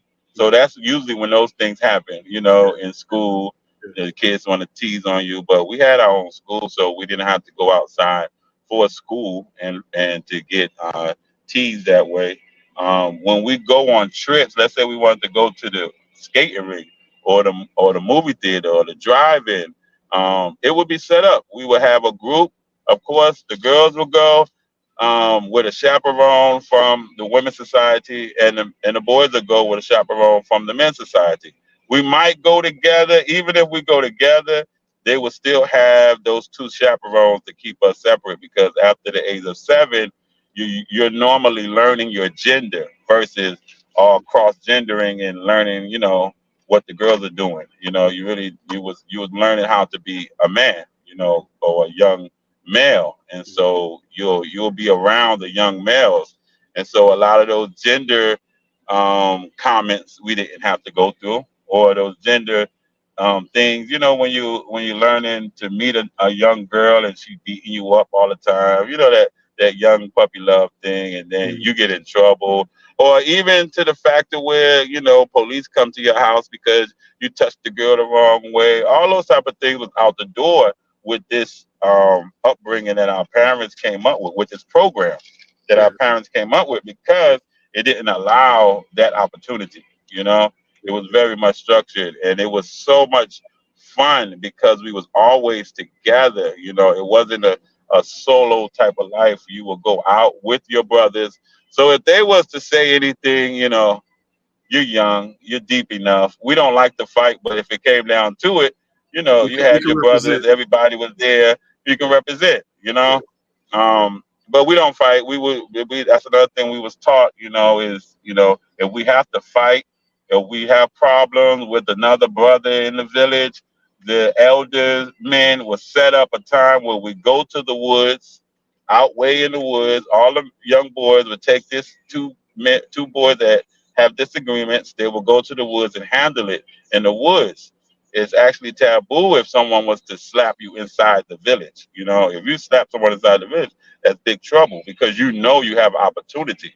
And so these things that was programmed and allowed for the village really allowed us to be young boys and allowed the young girls to be young girls without having any type of low self-esteem or self-inflicting mental anguish, because if you frustrated with a person, y'all got issues, go out, fight it out, but you can't hurt each other, you can't poke each other eye out, because you got elders there making sure everybody gonna come back with all their limbs and everything like that. And once the fight is over, then you're back to working with each other. And I know you got some other people on here that might be a little bit nice and don't like that fight, but when you know about raising boys, sometimes you got to do that, and not all of us go to the woods. Right. Yeah, not all of us go to the woods. Not everybody. I went to the woods a couple times, And that's, that's just me and my independent thoughts. I have an independent mind, and so I kind of disagree if and I'm not trying to be a pushover. Right, So a lot of we was able to go there, and then you have, now that's just the village life. Then inside that village you have another nucleus, which is your family. Your family. My father is a revolutionary. I can go into many stories about my father. Every time I meet any big time revolutionary, they would know about my father.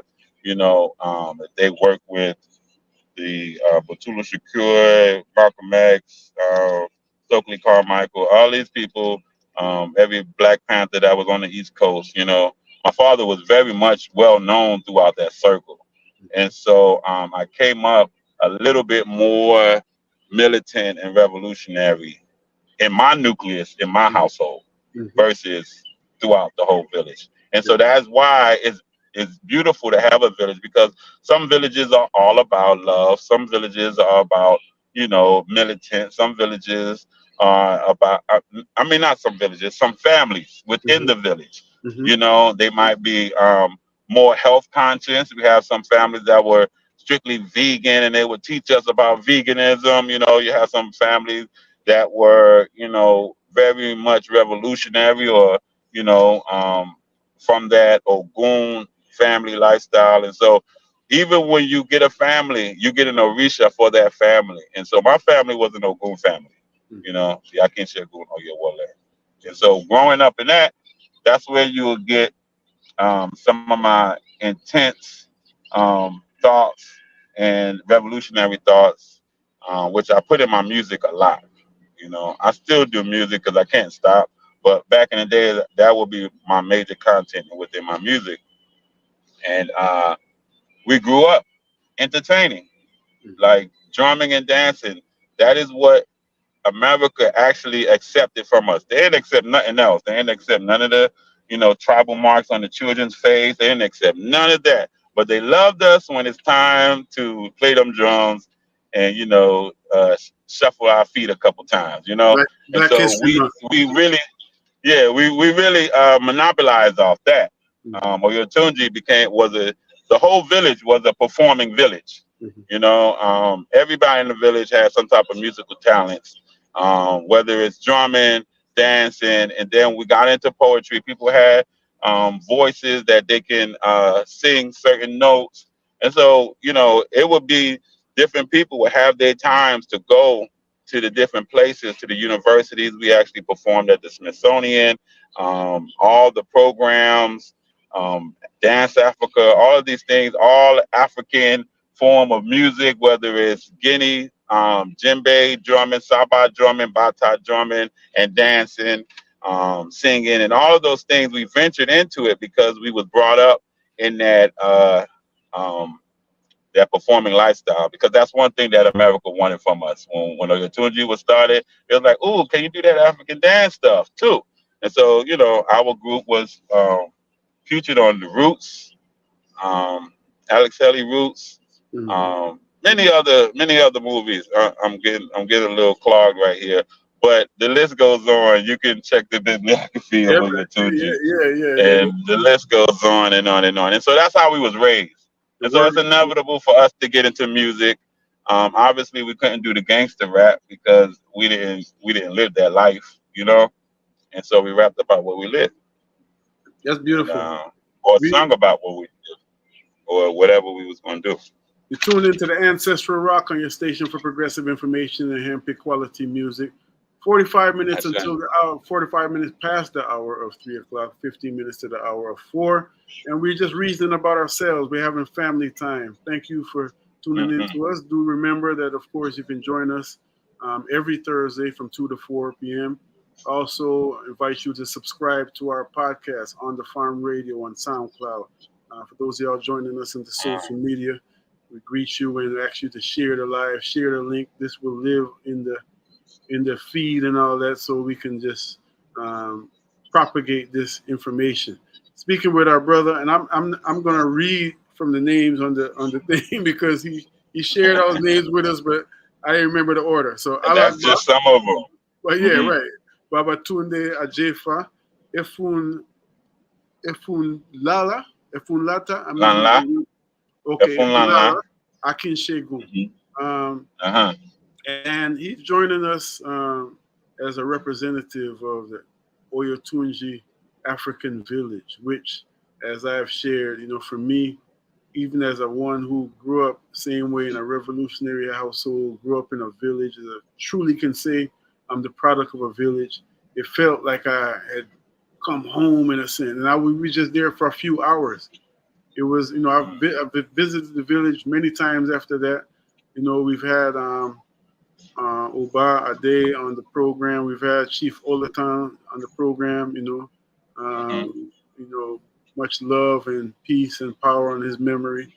Had a very powerful impact on me.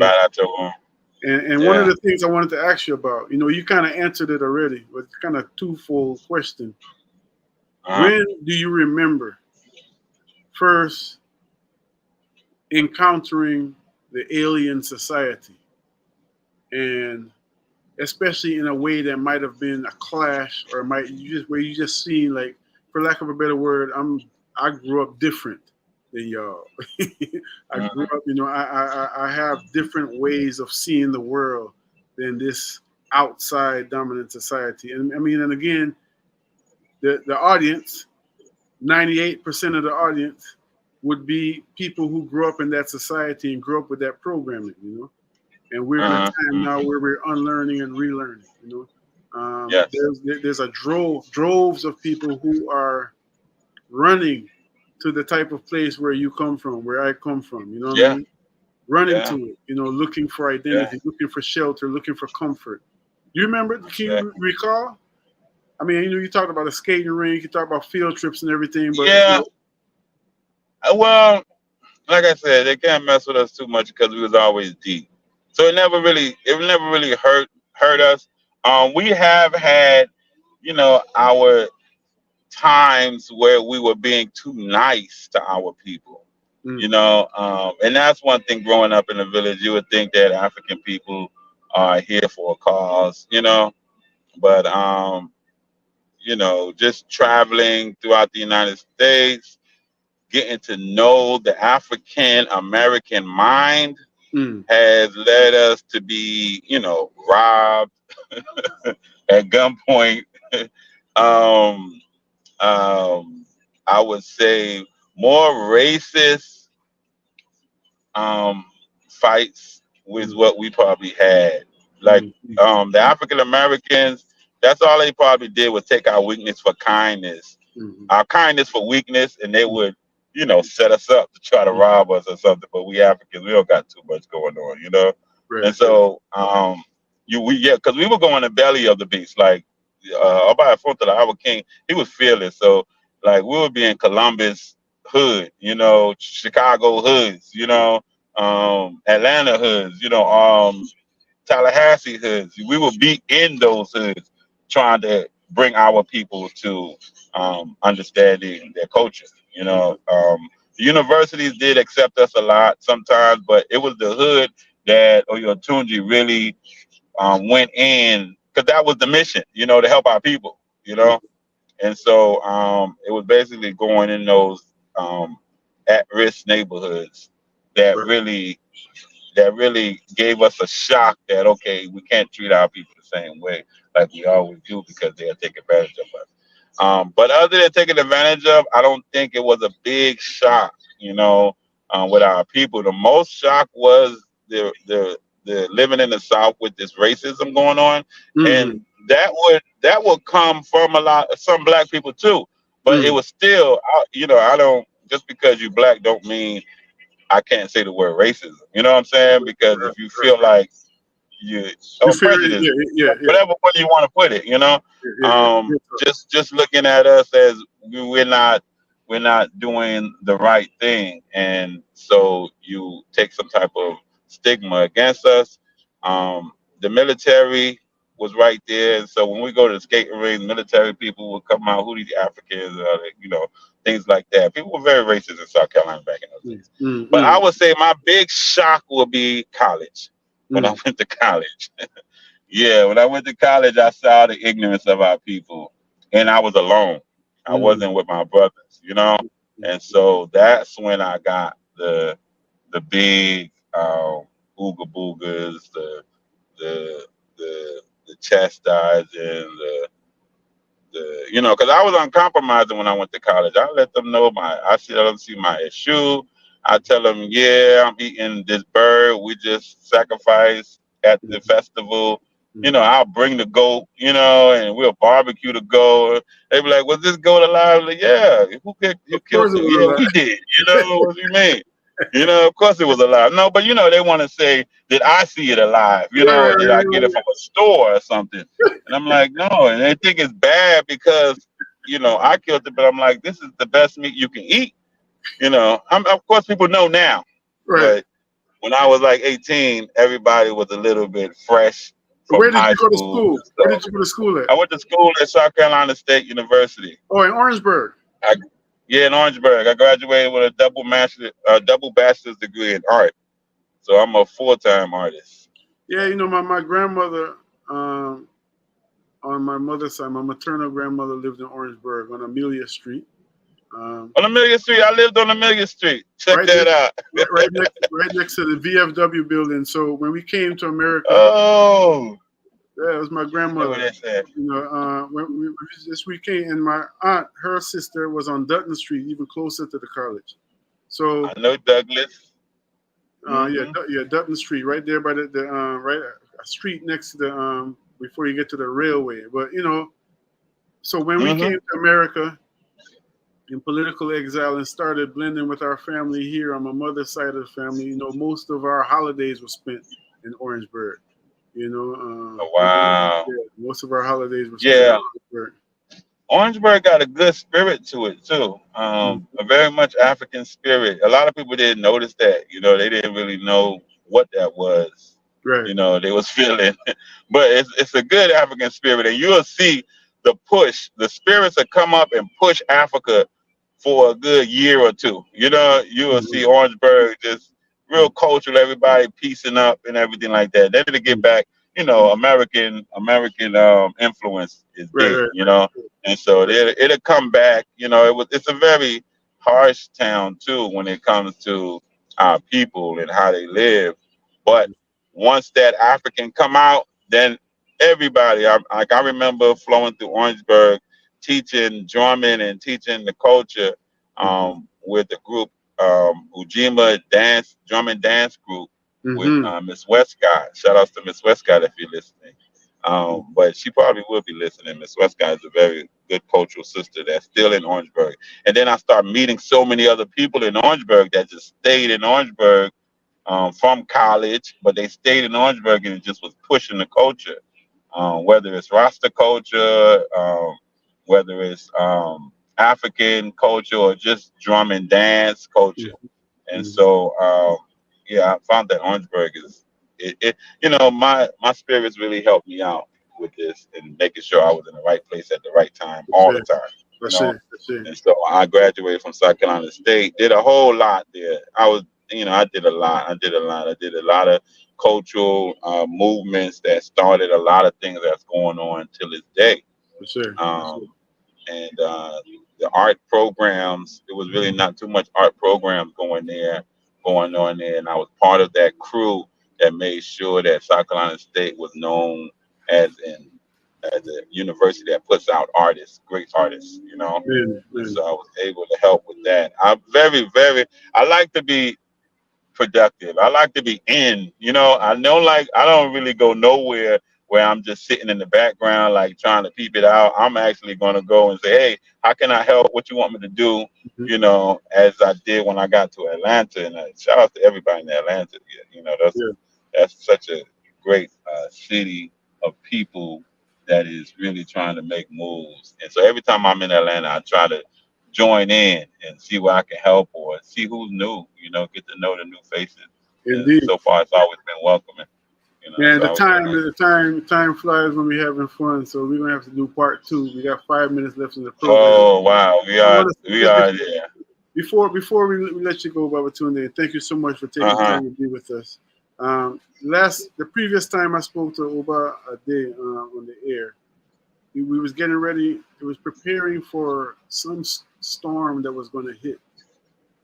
And I spoke to him from that day from the perspective of how does an African king, prepare his people for a hurricane, And what I want to ask you now, because we got some other types of hurricanes that's approaching us. I ain't talking about just the natural wonders, some heavy rain is starting to fall right now as we're sharing and everything, but the social hurricanes.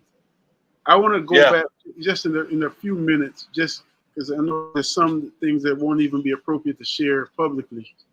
One of the things that Oyutunji shared with us the first time we met that was so powerful was that some of the elements of the rites of passage. You talked about the men's society and the women's society. Share with us what you can in terms of some of those elements of the rites of passage program. What does it take for a boy, for instance, to become a man in the context of like a Oyutunji village? Okay. As you was talking, my first word that came to me was isolation. Because that was one of the things that helped us develop through the rites of passage. Of course, when you're rites of passage, you have influence, at 12, 13, 14, that's when Oyutunji introduced you to the rites of passage.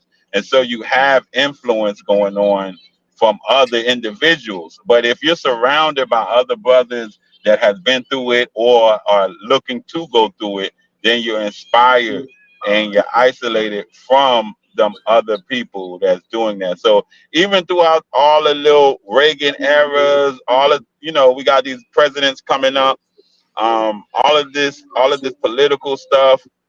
I take it like during the Reagan era is when I started going over to Men's Society, and I had no idea what the Reagan era was all about until I got to meet people and meet my friends and then listen to the hip hop songs about what they went through during the Reagan era.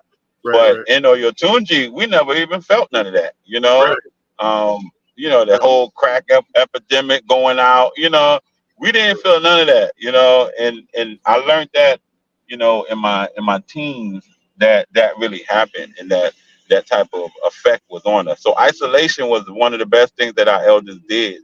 And it just like on Roots when a young boy went away from the village, that type of isolation when you're going through rites of passage is very important. And so we got 21 different things that we have to do for 1 year. We get 1 year to complete 21 different tasks. And you got 1 minute to break it down. Not to cut you, but you just got 1 minute. Okay, all right, I got 1 minute. So many tasks are done throughout the year, swimming, bogging, but it's all to represent how our ancestors made it in the Low Country. And so you will see tasks that they give us that is basic for the Low Country survival.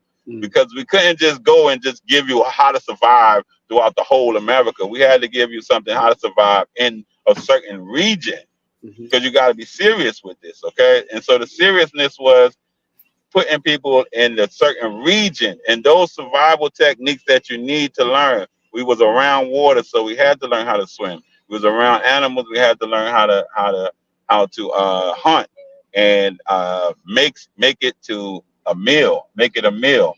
Then we was around each other, and so we had to learn how to communicate with each other. And so it's all about how to survive in the world. You got chop a tree with chop down a tree. You got to learn how to swim, learn how to hunt, learn how to fish, learn how to drive, and make sure all the cars know how to change the oil and change the tire. You got to know how to cook. You got to know how to make something and sell it. You got to know a page of Yoruba. All these things, 21 different things that you have to succeed. You get a person that's part of the Men's Rites of Passage program or one that already went over to check off what you have done.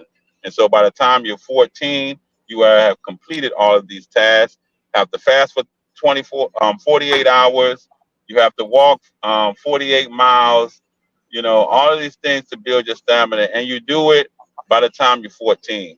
But now we have people actually coming down to Oyutunji to do this at any age they want. If they're 42, you still can go through this rites of passage and become Funding part for of this the Mint program is Society. made possible by listeners like you and the following sponsors. Yeah, I Did heard you. I miss it? September 6th, AEG presents We off the air, but we still on with the people. So Okay. just to wrap up, I was hearing you. I just had to Okay. transition and make way for the brother. No problem. No problem. My phone is a little bit like a minute behind, must be, because I just got the 4. Yeah, it's all good. Yeah, we are Yeah. 401 right here. So, in closing, brother, man, thank you so much for being here. When I say being here, not just taking the time to be on the show, but going Thank you through for your having process, me. going through your process to be able to be here to bear witness for your people as a tower of strength, as a tower of inspiration, you know. You represent your elder as well. You represent those who come before you well. Like we say, you know, if ever we seem tall, it's because we stand on the shoulders of giants, you know. So yes, very grateful to be able to call on a soldier like you to give us a good word that will help us to return home. You know what I'm saying? And that's really that's what it is. So I want to invite you. Can I real quick? Yes. I was going to say, if I can real quick give thanks for my elders and give homage and praise, which we call Iba Torum. Give homage and praise to our first king, Oba Efuntala. Give homage and praise to Chief Ajamo. Homage and praise to Bale Oyewole, my father, my mother, Iyalode Oshungumi, Chief Olaitan, who was the Alagba before me, Chief Adeyemi, the Alagba before that Alagba. Who else we got? We got a couple people that we want to. Iya Oyelana, Iya Abiomi, and these are elders that are past, and I just want to give homage and praise to them because I know those are the ones that's with me when I'm driving my car. I know the elders that's alive, I can call them on the phone, and they do. I call them on the phone all the time.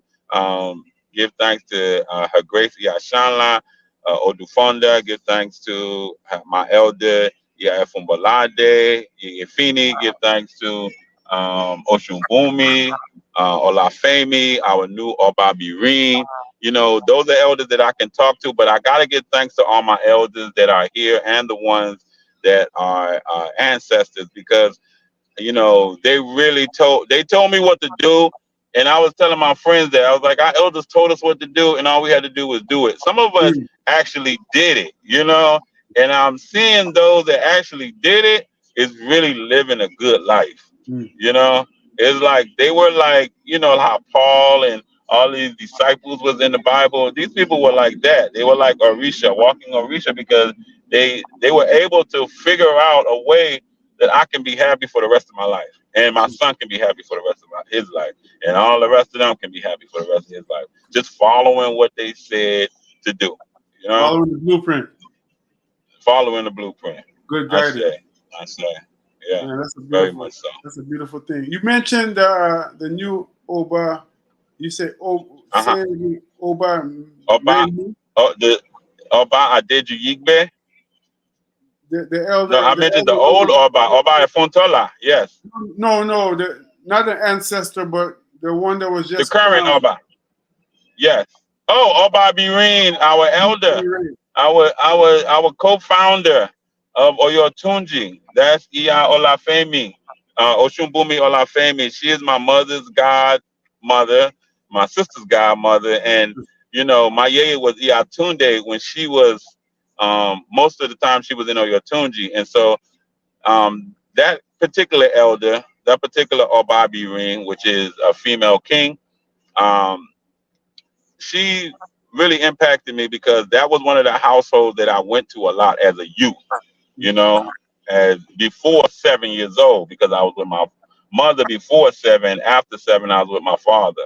But that compound, all of her daughters, I can name all the daughters, but I don't want to right now because I don't want to embarrass myself and say miss nobody out. Right.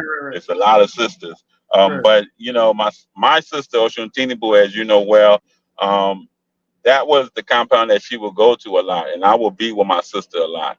And so I got to really have a good upbringing as a child under this family, along with my own family. But the Olafemi family really took me in as a child, and most of my childhood memories as another compound or another iya that really was interested in my upbringing was the current Oba Birin Oshumbumi Olafemi, the one of the first kings of the first Oba, and she's still here kicking, and she got all her tools working so well that I can just get with her and get information, or just get with her and get that E-ray, that blessing, just being around her. And so it's so great when our elders, that's why we say, long live the king, long live our chiefs, because when they here for a long time and they get here to a point to where they're beating the odds, then you start seeing the goddess and the God come out of them. And you start seeing that, oh, I'm so special that I'm here right now during your time while you're, elevating into a great elder, And so that's why I give thanks to all my elders. And of course, Oshumbumi Olafemi, Oba Birin Oshumbumi Olafemi. Everybody should remember that name because she is the one, just like Mama Keke, Ibada Tohon, responsible for our women really knowing how to be an African woman, with pride and glory. With pride and glory. That part. Yeah. That part. Sure. Yeah, brother. Yeah, man. We give thanks, beloved. Thank you so much for joining us. Please, extend. Thank you for having me. I wish I had more time, really, though. Because this feels so good, but I got so much stuff waiting on me right now. Same way. We similarly situated. I'm in here in the lobby. Wrap up in the studio, but the time is sweet. Okay. And please extend our greetings and our respect to the family. I will. Everyone. And we're looking forward to seeing each other soon again and chopping it up some more on the radio. So the people and can I plug one more thing in? That now I reside in the town of Iluruwe, which is a town that my father brought some land, just maybe about three miles outside of Oyutunji. And so, officially we are part of Oyutunji. Unofficial people call us the sister village, which is an adjunct village. But Iluruwe is the developing land of family members, and all of my family, shout out to all my brothers and sisters, the Oyewole Akunsegun family, because we are just standing in the light of our father. If you want to visit my father, Bale Oguntosin, or my yeye, the Iyalode Oshungumi, they all reside there. Their tomb is there. Their temple is there, where you can give offerings or any of the like to these ancestors there at Iluruwe on Page Point Landing. I see. We give thanks for the invitation, and we look forward to taking you up on that for sure. I say. And much love, my brother. And of course, I'll see you in Oyutunji. I'm always there. Jeez, so we don't want to miss out Oyutunji. Oyutunji. That's where the sun will shine. I say. Yeah, man. Thanks again, beloved, for being with us today. And we're looking forward. Thank you for having me. Looking forward to part 2. I say. Look forward to it. All right.